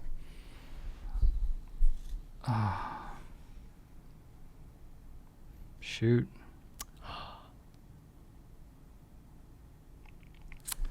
Think I'm drawing a about blank. think about like the environment that such a palace would be in.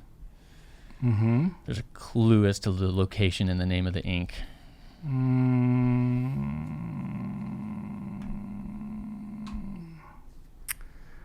Oh man.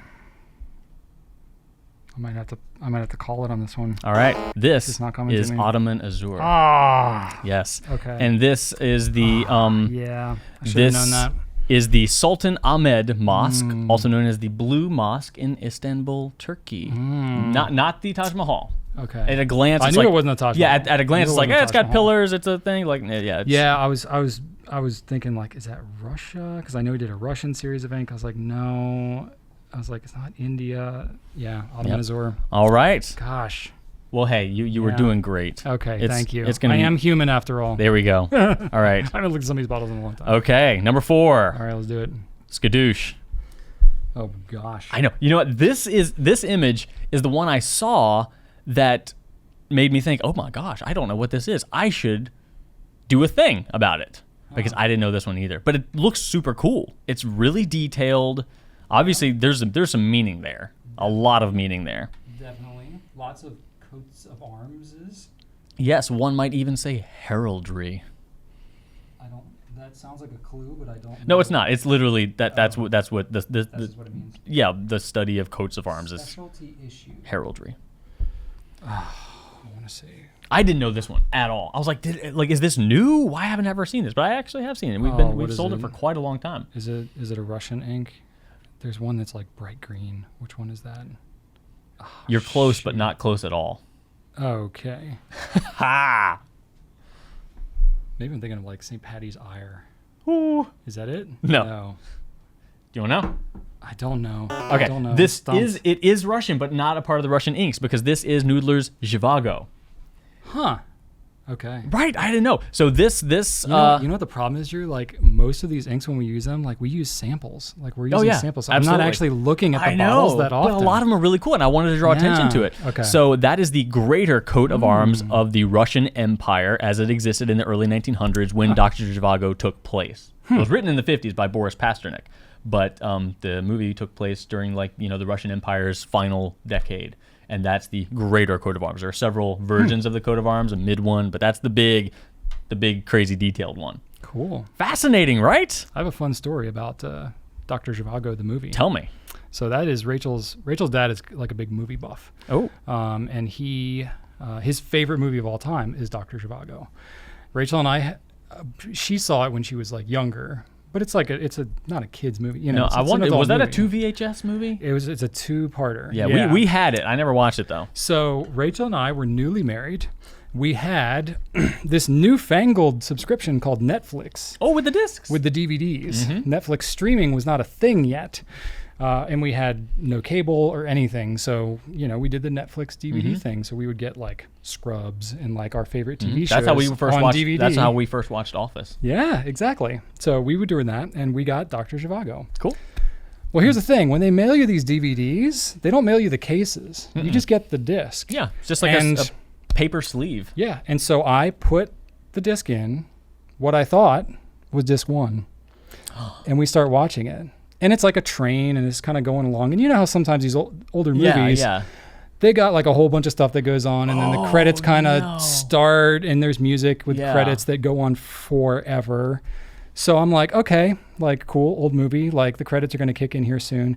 And then people are just like walking on the train and start talking. I'm like, who are these people? What the hell are they talking about?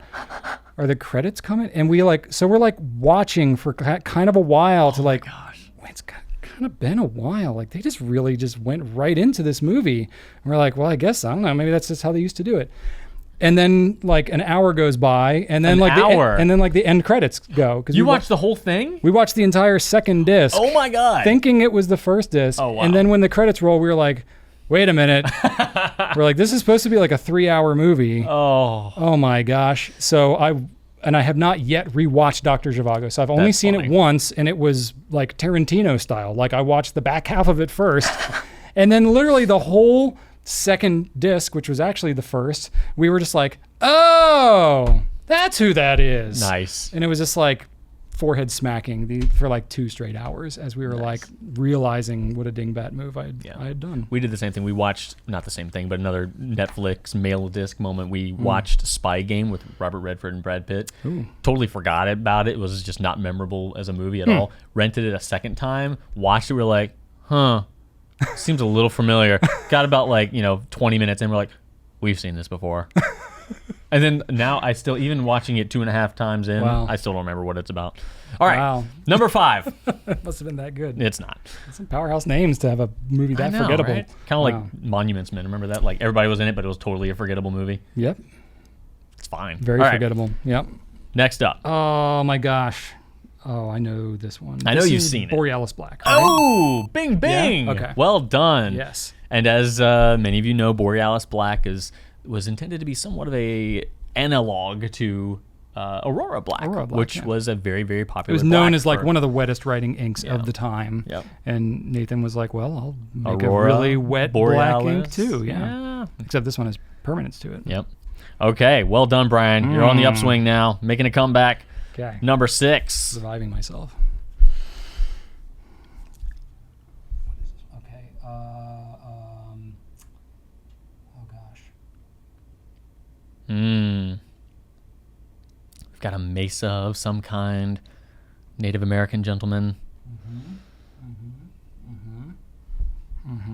Nathan often has Native American theming in many of his things. Oh man. There are a couple things it could be, definitely. There's a lot of orange in the label. So Yes. I'm guessing it's an orange Good call. color. Good call. Oh man. What is this? Probably Bay State Blue. It's not. It's not. Oh man, it's not. It's not coming to me. Think of some tribe names. You already lost it. No, I mean, like the only thing that's popping in my head is Navajo turquoise, and that's not it. You're close. You're close. Think of another color and another tribe. Oh gosh. This was Jeremy's favorite ink, a former team member. Oh gosh, I should know that. Yeah, we bought him one of those. You got a huge bottle. Yeah, that's right. Oh man, now I really feel like I should know it.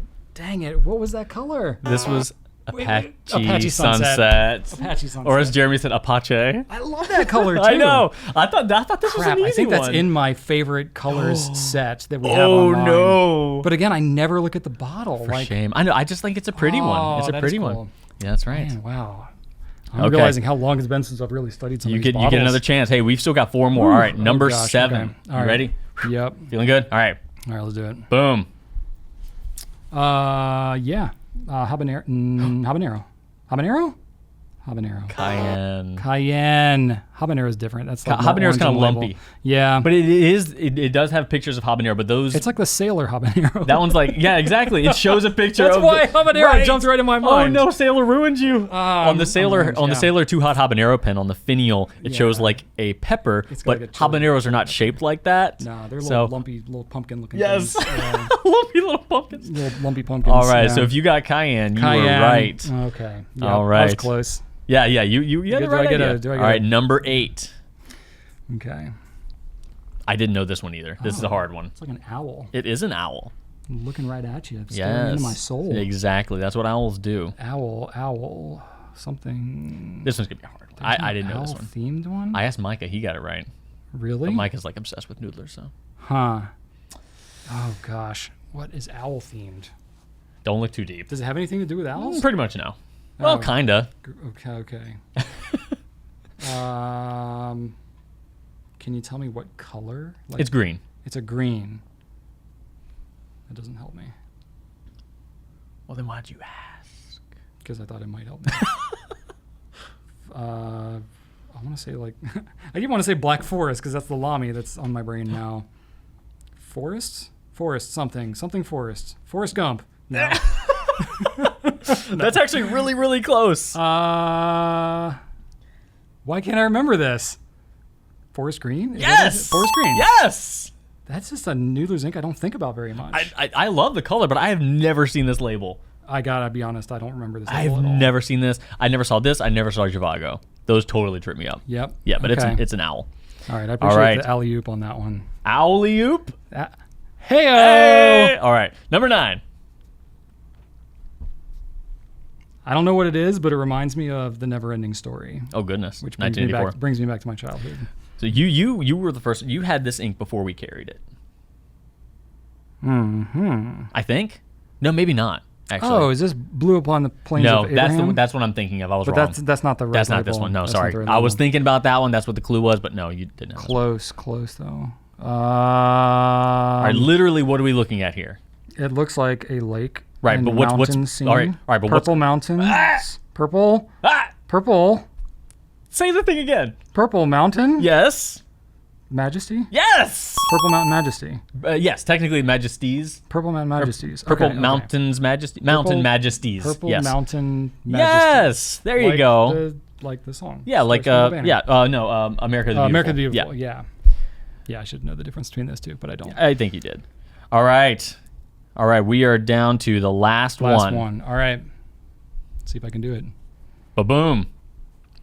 And I'm saying not available in this size because we only sell this in the 4.5 ounce bottle. Chang, right? No, Whaleman Sepia. Sorry, Whaleman Sepia. Okay, I'm going to let you have that one because you knew. We carried them both like right at the same time, so that's why they came. But that's Manjiro Nakahama, Whaleman Sepia, and let me just. Chang's purple, and it's a different label. Yeah. And let me just tell you, do you know who Manjiro Nakahama is? Oh gosh, I've researched it before. Did you? And forgot. Yeah. It's amazing. The dude needs his own movie right now. Okay, so I'm gonna try to be quick on this, but you need to know about this guy. Okay. So Manjiro shipwrecked at like the age 14 or something like that on an island with his friends because he was fishing. Storm blew him, shipwrecked him. An American whaling boat captained by William Whitfield rescued him and his friends. Eventually, they dropped his friends off in Hawaii. He stayed with the Captain Whitfield, was educated in Massachusetts, hence the whole Noodler's connection there. Continued his whaling career with Whitfield. He didn't think to return to Japan because that was during their isolationist period.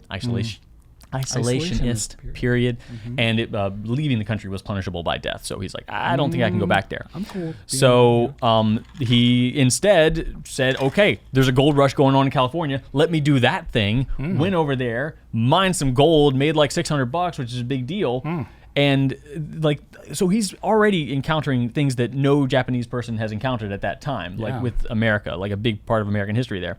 So, and then he's like, you know what? No, I am going to go home. I made some money. I'm going to figure it out. So he got to Okinawa after buying a boat in Hawaii, picked up his buddies that were still there that originally he was shipwrecked with, got to Japan, was taken into custody, questioned for like months. And then they realized, okay, no, you're all right. You know, you didn't do this on purpose. And then got to live back in Japan for a couple of years. He was brought back in for more questioning with the shogunate. It was under shogun rule. And they're like, okay, yeah, you're extra cool. We're going to make you a samurai that reports directly to the shogunate. So you're just, super cool, but that also means you can't really talk to anybody about your story except for on official like government business. So they kind of got that under their belt too. But he told them about American shipbuilding stuff, helped them learn about things that they just didn't know about at that time. Wow. And then, samurai now. And then he went on to study military science in Europe, where he eventually did come home back to Japan after stopping by the U.S. to meet his old buddy Captain Whitfield again in Massachusetts. Wow. How touching is that? Eventually becoming a professor at the University of Tokyo. Like, this guy did it all. And he was probably the first Japanese person to take a train in America, ride a steamboat, definitely the first Japanese person to have some sort of a command or a position of authority within like an American, whaling vessel or, seafaring vessel of some kind. Like the big business back then. Oh my gosh. Insane. Like he did everything and around such a crazy point in world history. And in Massachusetts, there's a Whitfield Manjiro Friendship Society that does tours about like where he and the captain lived. They celebrate like multicultural connection. Like it's a big deal. Wow. I found that to be tremendously fascinating. So that is pretty fascinating. And Nathan's family they've got like whaling roots up in Massachusetts and stuff like that there. So I don't know if he's directly related to Captain Whitfield, but probably his family probably knew the guy at least. He needs a Netflix series. He needs a movie. I don't know, but that is crazy cool.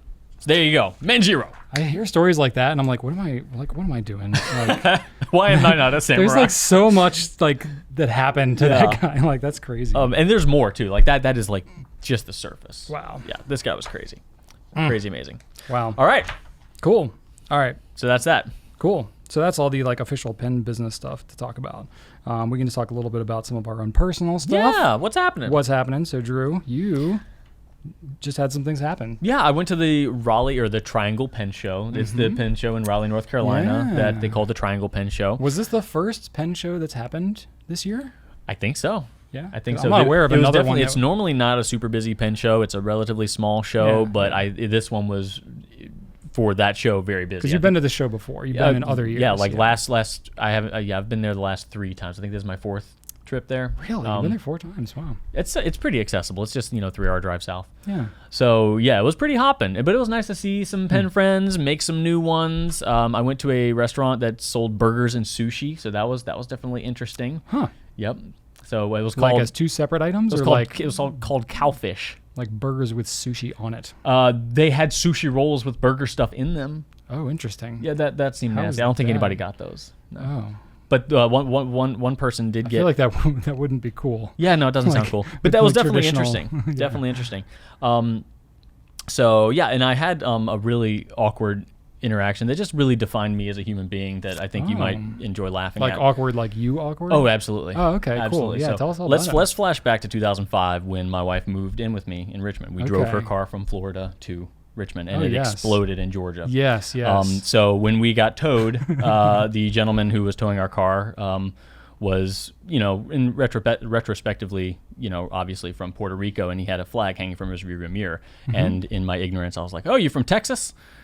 Oh, wow. It's stupid. The Texas flag has a flat blue bar, 1 star, 2 lines, red, white. His triangular blue, with a star, 3 bars. And I know that, but I was an idiot, and I was just like, "Yeah," and he's like, "No, it's Puerto Rico." Shannon just makes fun of me constantly for that. So flashback it's good that she has that 16 years later. Stupid. Flashback to the Raleigh Pen Show. I meet a pen friend that I had spoken to on Instagram. Knew she was from Puerto Rico, and I said something stupid about oh hey, yeah, you're the person with the big hat in your profile picture. She's like, no, I don't have a, I don't. That's not a thing. I was like, oh well, just grasping at straws in my awkwardness, and then I see that she's got a shopping bag. I'm like, oh, I see you got a representation of the home country there. And she's like, no, this is Texas. So it was the Texas flag. You literally had the opposite situation. So stupid. It was from a vendor at the show, and I'm like, oh, right, yeah. Wow. That's just, so if you ever meet me, just be aware. It's real easy to make Drew uncomfortable. It's kind of fun. It's also, yeah. I'm so smooth. Anyway, so, yeah. And wow. This past weekend, I went to Smith Mountain Lake, and that was delightful. Before we got in the car to drive, that's about a 3-hour drive, we stopped at the drugstore to pick up my son's prescription and then some road snacks, right? So we're in the candy zone. Love road snacks. Absolutely, yeah. I got to get some of those Albanese gummy bears, the really squishy ones. Oh. Ooh, they're nice. You have a preferred brand of gummy bears? I mean, I'll get down on some Haribo too, but the Albanese... Not the sugar-free ones, though. No. I've read reviews on those. Yeah, look that up on Amazon. No, thank you. The 5-pound bag of Haribo sugar-free gummy bears. Bad things happen. So I'm in the candy aisle, and this guy comes up with a CVS representative. Oh. And he's just frantically I don't, where? And she's like, I don't think we have any. He's like, how could you not have dots? How could you not have dots? And Shannon looks at me and I'm just like. And then she's like, oh, here's some. He's like, yeah, see, I knew. He grabs 2 boxes, looks at me and Shannon He was befuddled that dots weren't immediately available. Right. And wherever it was that he was. He looks at us and is like, can you believe this crap? And Shannon's just like, I'm just like, how is this happening to me? Now you know why dots are everywhere. You got guys like this walking around demanding dots. And he looks at us like, can you believe this injustice that almost befell me? 2 boxes too. So he was like, I'm not risking the next stop that I go them not having dots. So I'm getting 2 boxes. God. So that's what's been happening with me. Just how big were the boxes? Just the standard boxes, the ones that invaded my office. Those are big boxes. Yeah, that's a lot of dots. I think that's the only thing dots come in. Really? I think so. I don't know. I don't care. What's going on with you, Brian? Wow, none of my stuff is that interesting. That's really funny, the dots thing. It's just tragedy after tragedy. How could they not have dots? I couldn't believe it. I'm like, of all the people to observe this interaction at CVS. Yes, that's really good. So for us, the kids have finished up virtual school, thank goodness. More of a celebratory thing for Rachel because she's the one who's actually been helping them. The kids, when they can't log in or something, they if Rachel's not there or in a meeting or something like that, the kids come to me and they're like, I can't log in. I'm like, okay, so what are you gonna do? They're like, I don't know. I'm like, where do you log in? I'm not trying to be a jerk.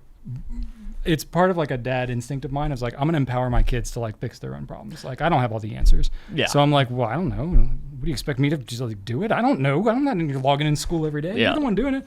I'm like, you got to log in. Where's your password? I don't know. Is it written down somewhere? Where's your dang password? I don't know this stuff. So that's my approach. You don't require them to use one password?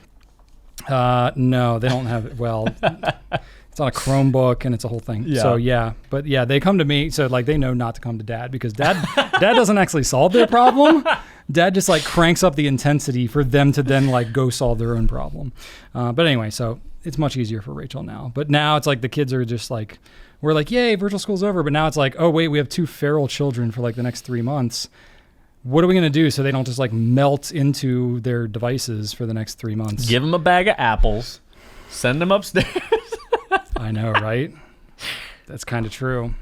You need to break out the Connect roller coaster. You still have it. I do still have it. That's your key. That should be my summer project. I should build that with the kids. Yes. We did build the Ferris wheel. There's like a big Ferris wheel, Connect's Ferris wheel. I did build that with the kids. Mostly it was me building. But that was a couple of years ago. It's a ceremony. The father passing the son the roller coaster and the bag of apples. Yeah, you know what? My kids do freaking devour apples. It's in their blood. I'm not joking. I will buy, when I'm stocking up, I will easily buy 5 to 7 pounds of apples at a time. For 4 people? For 3. Rachel doesn't really eat them much. Oh my God. It's just 3 of us. Yeah. And Joseph is like, he wants Fuji apples. That's like his go-to. Rachel prefers Gala. I like both of those, but I really like Honeycrisp. I ate an apple on the way here. Literally, as I was driving on the road, I was eating an apple, a big cosmic apple, like Cosmic Crisp is what it's called. It's like the size of a grapefruit. It's fantastic. And it's like Honeycrisp, but it's not quite as tart. So it's like perfect. I love apples. My family's all specific with their apple preferences. Ellie likes Granny Smith. Rachel likes them every now and then. Joseph doesn't. Joseph likes Golden Delicious.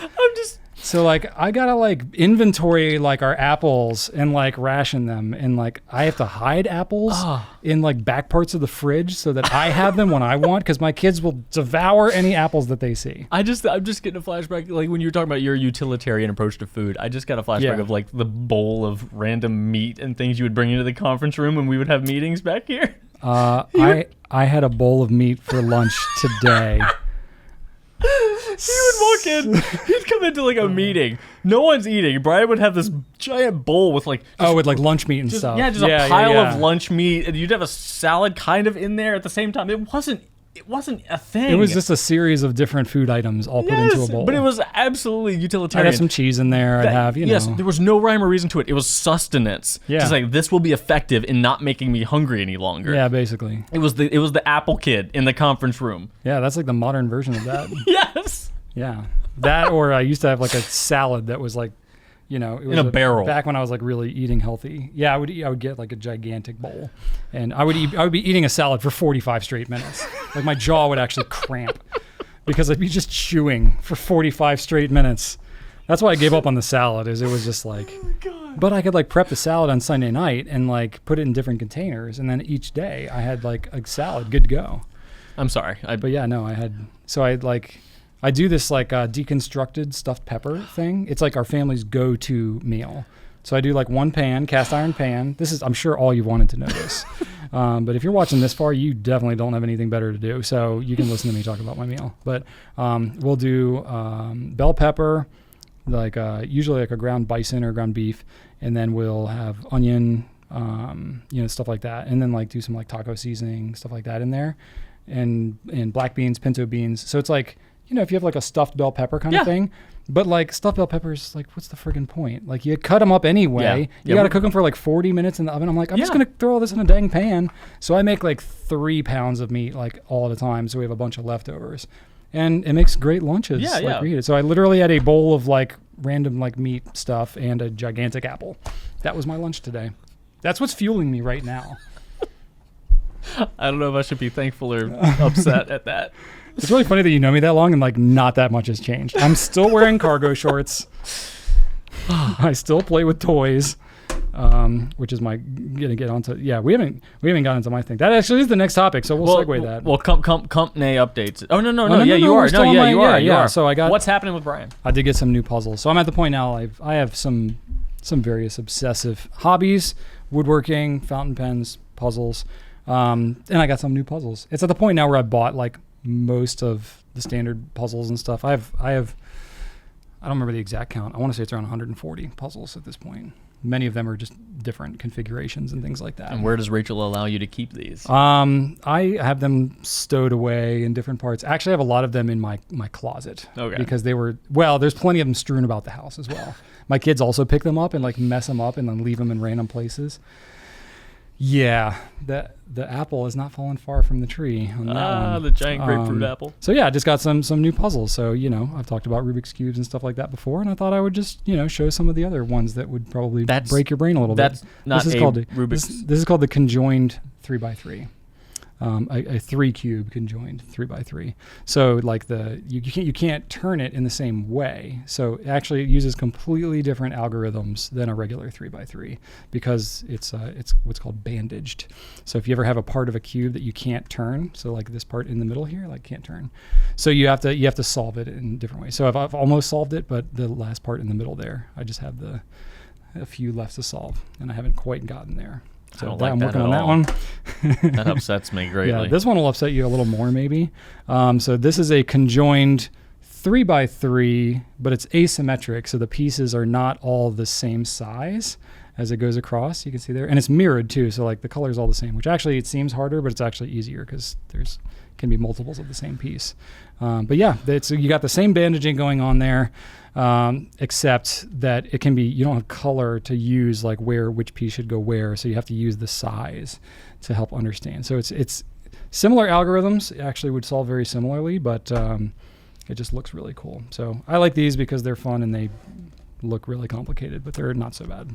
Oh, I'm sure they're super easy. Yeah, and I'm now at the point where like these obscure puzzles, like these are new, these just came out. So like I have like puzzle websites that I check out for their like new arrivals. Are you on their wait list and things like that? Well, it's like I don't know what's gonna be coming out. They don't like necessarily list stuff that's like yet to come. Have you ever listened to a puzzle podcast? I've tried, and they're awful because it's basically like 14-year-olds that are like they don't know how to podcast, and they're like super nerding out on it, but it's not like very entertaining. So meanwhile, we're professionals and we just have everything clearly organized and curated. Kinda, right? Nothing against 14-year-olds. Like power to them. They're podcasting, but it was like they're not talking about the content, and it's very visual. It's like it is very visual. I don't know. Maybe I should start a puzzling podcast. I see. You really need to get to this other bullet point because what the heck? I didn't tell you about this one, and I just put on there. I saw this. Like what? All right, explain yourself. Next point. So I just did this last night on a whim. So yeah, well, you're a homeowner. You have weeds that come up. Yeah, but I don't do this to them. Well, I didn't until yesterday, and it was a heck of a lot of fun. So I've had weeds. I have a sidewalk that's like a paver sidewalk, and it's a few years old. So like weeds will grow up in between all the pavers, of course. And I have a paved driveway, but there's like some cracks in it, and I need to get that fixed or whatever. But like weeds will grow up in the cracks of the driveway, and so usually I'll use like a weed killer spray kind of thing. But That's the chemicals common. the chemicals in them are not good, and we live on a well, and not that I'm spraying them all the time, but I'm just conscious. And my kids are running around. It's summertime. They're running around outside. Sure. I don't want them like running and all that, especially on things like the sidewalk. So I've heard about this like flamethrower thing, or torch, I guess would be the more appropriate term. But essentially you can hook this thing up to a propane tank, and you torch the weeds, like you burn them. And then they're like done. They're like gone. Is this like a very small flame? No. So that's the thing is like sometimes you see something online or you read about it or whatever, and you're like, oh, okay, I get the concept. I'm thinking propane torch like a smaller like the Coleman. Well, that's like a butane. That's like a small, not like a camping torch. I knew it was going to be bigger than that, but like a propane, like if you like sweat copper pipe or like plumbing, like something like that. No, like to use this thing, it requires you to hook it up a minimum to a 20-pound propane tank, like something you have for your grill. And so I like didn't quite read about that, and I was thinking like maybe like one of those camping like things, like the little camping butane. I was thinking like something like that. The thing that screws directly onto the tank. Yeah. No, that's not big enough. You need a propane tank, like a portable grill tank. I'm just picturing you with one of those like Elon Musk, not a flamethrower guns. It's more powerful than that. I'm not joking. So like I read the instructions, right? I forget how many BTUs. It's like 50,000 or something like that. I almost recorded a video so that we can insert it in here. Maybe I'll do that tonight and insert it after the fact. I am not joking. When I fired that thing, I read all the instructions because it's fire, right? And it's like I don't want to blow myself up, but I do want to kill my weeds. So I hooked this thing up. I got a fresh propane tank. And you know, it's got a pilot, you know, so it's like got a little flame, and then it's got a little, you know, little handle thing, igniter, like a little lever that you push, and that opens it wide open and lets the flame really go. So it tells you in the instructions to like, you need to have the valve like all the way open. And I'm like, okay, I'll follow the instructions. So I do that. It sounds like a friggin' hot air balloon. Like, you know, when they fire, it's like, that's exactly what it sounded like. And it shot a blue flame like a foot out of the end of this thing.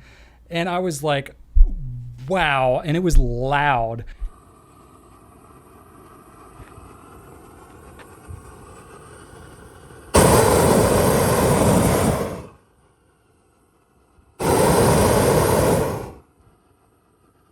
Like fire, like huge fire coming out of this. Fire. So I was like, okay, I'm gonna disobey the instructions. Like, I'm gonna tone this thing down a little bit. Wise. Because it was like Rachel and the kids were in the house, and I was like, I've had this thing for a couple of weeks, and I hadn't fired it up yet. I don't know why I did it last night. I was just like, I want to get rid of these weeds. So I fired that thing up, and I was like, oh, Rachel's gonna think that like something is like blowing up outside. Did she hear you? Well, because I turned it down a little bit, right, I think I was okay. But like, I'll have to show you this thing. It's every bit as cool as I thought it would be, but like, I have a healthy respect for it. It is not a toy. Oh my God. Like, I was not goofing around with it, but it was way more powerful than I expected it to. But let me tell you, it'll burn up some weeds. It'll burn up everything. It'll burn up whatever you point it at, which is why it's so terrifying. But yes, so I'm determining how much I'm going to want to use this thing, but I definitely torch the weeds, and I'm curious to see like how long until like some of the weeds come back. But the thing I will say that's cool about it, so like on the paver, right? So these pavers are like, I don't know, 6 inches or something like that. And it's a, you know, decent sidewalk. So like all kinds of stuff grows up in between these things, right? But like this flame just like blasts out of this thing. And when the flame like hits the pavers, the heat like spreads out right, like, quite a bit. And like every little weeds, like things I can't even see with my naked eye, it all just like singes up. So it takes care of like all the little stuff. But wouldn't it also take care of like grass and every... Oh, whatever you point it at is going to fry it, yeah. So you really need to have an area where there's nothing but weeds you need to kill. It's meant for like driveways and sidewalks and stuff. Oh, okay. You're not like using this in your yard. Okay, or your garden. Yeah, unless you don't want to garden anymore. Because, I mean, you will literally have scorched earth using this thing. I mean, this will scorch your earth. It didn't leave any marks on your pavers, though? No. Okay. I mean, no, it didn't. It didn't, which I was amazed because it was hot. Like no black marks or anything like that? No. Wow, okay. I had some parts in the cracks of my driveway. All right. We're really talking about this a lot. Well, if you see me here by myself next time and there's an empty chair to my right, you'll know what happened. So if you have any thoughts on Brian's epitaph, let me know in the comments below. Yeah. Wow. It was fun, I will say. All right, cool. That's what I got going on. Compnay updates. We'll make this quick. Obviously, Drew and I are sitting next to each other, and that is a new thing. We are in the state of Virginia. Now, if you're fully vaccinated, you can be within 6 feet of each other again. And, we're able to open up our coffee maker and our refrigerator and the arcade machine that Drew set up. And that no one else plays, which is a crime. Well, I found a new game. No one is playing with me. Oh, well, maybe we can do that after this. I don't know. So anyway, that's fun. Getting a little sense of normalcy back into life a little bit here. So what's on your desk, Drew? Well, I got a couple people asking about this thing, which I bring out whenever we do the hypotheticals because I write them down so Brian can't see them. And they ask, like, oh, what's that leather thing? It's not a leather thing. It is a canvas notebook cover from Franklin Christoph. You can buy these. Look leathery. You can buy them on the website. It's like a wax canvas sort of thing. So it's a canvas. They call it the Vagabond notebook cover. It's cool. It's like $40 or something like that on the Franklin Christoph website. I got it at a pen show. I think Raleigh, probably. But yeah, it's just like a traveler's thing. It's got a pocket here, and it's got various elastic straps. I added these bookmark things from just some leather straps. They look like little shoelaces for like dress shoes or something. Yeah, no, I don't remember where I got them, but yeah, it's just an elastic thing. Cool. So I think this is not something that, for those who are wanting us to carry this isn't something that they distribute. No, they sell this direct. Yeah. So yeah, that's that. Cool. So I thought I'd mention that. Yeah, cool. And then my stuff is we've already talked about it. It's the new stuff. The stuff the Lamy sample. With. Yeah, the new Sailor. Stealth green, that kind of stuff. Yeah. Cool. That's what I've been playing with. And then the Heritage 92. once we got asked about that question, I was like, let me pull that thing out. Yeah. I haven't used that in a while, so that's been fun. All right. Well, I think that pretty much wraps up episode 007. I want to thank everybody for watching. Please give us some feedback about how we're doing in this. If you have any questions, you can leave them in the comments on YouTube. If you're listening to this on the audio version, you can shoot us an email at pencast@gouletpens.com, and we might look at that someday. We'd love to know what you think about how we're doing, any feedback, questions, and all that kind of stuff. And I have a random fun fact to finish us out. Yeah. Do tell.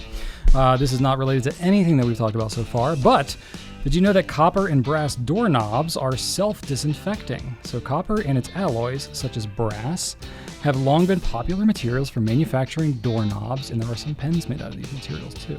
So it's somewhat relevant. And we're going to get into some science here. It turns out that this is not just because the metal's hue makes it look nice, though it does. In fact, the material has been found to kill bacteria. According to one study from the National College of Kathmandu in Nepal, the metal ions denature protein of the target cells by binding to reactive groups, resulting in their precipitation and inactivation. The high affinity of cellular proteins for the metallic ions result in the death of the cells due to cumulative effects of the ion within the cells.